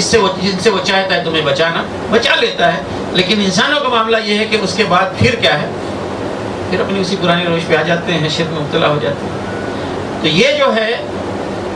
ایسے موقعوں پر اللہ کی طرف رجوع کرنا، ہر ایک آسمان کی طرف سے ہاتھ اٹھا کے اور سر اٹھا کے جو دعا کرتے ہیں، یہ کیا ہے؟ یہ انسان کی داخلی شہادت ہے، داخلی اور فطری گواہی ہے اس بات کی کہ یہ کائنات بلا خدا نہیں ہے، اور یہ کہ یہ کائنات کا جو خدا ہے وہ غافل نہیں ہے، وہ ہمیشہ ہر ایک چیز دیکھ رہا ہے، اور جو کچھ ہو رہا ہے یہاں پہ وہ اسی کے حکم اور اسی کے فیصلے سے ہو رہا ہے۔ اس لیے کوئی مصیبت اگر نازل ہوتی ہے تو وہی دور کرنے والا ہے۔ تو جو اندرونی گواہی انسان کی ہوتی ہے، انسان سے اس گواہی کے بارے میں پوچھا جائے گا، اس گواہی کے بارے میں نہیں کہ میرے باپ وہ تھے، میرے دادا وہ تھے، انہوں نے شرک کیا، جیسا کہ اگلی آیت میں آ رہا ہے کہ میں اس ماحول کو دیکھ کر اس سے متاثر ہو کر میں شرک میں مبتلا ہوا۔ انسان اپنی جو داخلی شہادت ہے اس کے بارے میں اس سے پوچھا جائے گا، تمہارے نفس نے کیا، تمہارے فطرت نے کس چیز کی گواہی دی؟ اس کی فطرت نے گواہی دی کہ اس کائنات کا خدا ہے اور ایک ہی خدا ہے۔ تو پھر پوری دنیا اگر شرک میں مبتلا ہے اور تمہیں جو ہے وہ یعنی انفلوئنس کر رہی ہے، یہ اس طرف کھینچ رہی ہے، تو یہ دلیل اللہ تعالیٰ کی مانی نہیں جائے گی کہ پوری دنیا شرک کر رہی تھی تو تم نے شرک کیوں کیا جبکہ تمہارے اندر اللہ کی توحید کا احساس تھا۔ تو حقیقت میں عہد الست یہ ہے۔ تو فرمایا کہ تو میں نے اس لیے سب کچھ کیا ہے کہ تم قیامت کے روز یہ نہ کہہ سکو کہ ہم اس سے غافل تھے، یعنی حقیقت ہم کو معلوم نہیں تھی کہ ہمارا رب کون ہے، اور تم یہ بھی نہ کہہ سکو کہ ہمارے آباء و اجداد نے چونکہ ہم سے پہلے شرک کیا تھا اور ہم ان کے بعد کی امت تھے، انہی کی نسل تھے، یعنی ہم نے جو کچھ سیکھا اپنے آباء و اجداد سے سیکھا، تو اس لیے یعنی ہم نے یہ جرم نہیں کیا یا ایجاد نہیں کیا بلکہ پہلوں سے سیکھا۔ تو اس پہ رد کیا جا رہا ہے کہ چونکہ تمہارے اندر تمہاری اپنی داخلی شہادت یہ ہے کہ اللہ سبحانہ و تعالیٰ ہے، وہی اللہ ہی تمہارا رب ہے، اس لیے تم اولاً اور آخراً اپنی داخلی شہادت کے بارے میں جو ہے وہ ذمہ دار ہو، اس کے بارے میں تم سے پوچھا جائے گا، نہ کہ بیرونی شہادت کے بارے میں۔ آباء و اجداد کوئی بھی ہو یہ بیرونی ہو جاتے ہیں، انسان اپنی ذات اس کی کیا ہے اندرونی صفت یا اندرونی کیفیت ہوتی ہے، یہ اسٹیٹس بہرحال مختلف ہے۔ تو یہ کہہ کے وہ کہیں گے کہ ہمارے آباء و اجداد اس میں مبتلا تھے اور ہم ان کے بعد اب آنے والی نسل تھے، ان کی ذریت ہے، تو کیا جو باطل پرستوں نے پہلے کیا ہے آپ اس میں ہمیں ہلاک کریں گے؟ اللہ تعالیٰ نے فرمایا کہ یہ تم باتیں نہ کہہ سکو، اس لیے ہم نے اہتمام کیا تھا کہ وہاں پہ حاضر کر کے تم سبوں سے یہ گواہی لی تھی اور تم نے اس کا اقرار کیا تھا، اور وہ اقرار تمہاری فطرت کے اندر پایا جاتا ہے۔ تو فرمایا کہ اللہ تعالیٰ فرماتے ہیں کہ اس طرح سے ہم اپنی آیات کو تفصیل کے ساتھ بیان کرتے ہیں، اور اس لیے بیان کرتے ہیں کہ لوگ اللہ کی طرف پلٹیں، رجوع کریں۔ وآخر دعوانا الحمدللہ رب العالمین۔ جزاکم اللہ خیر۔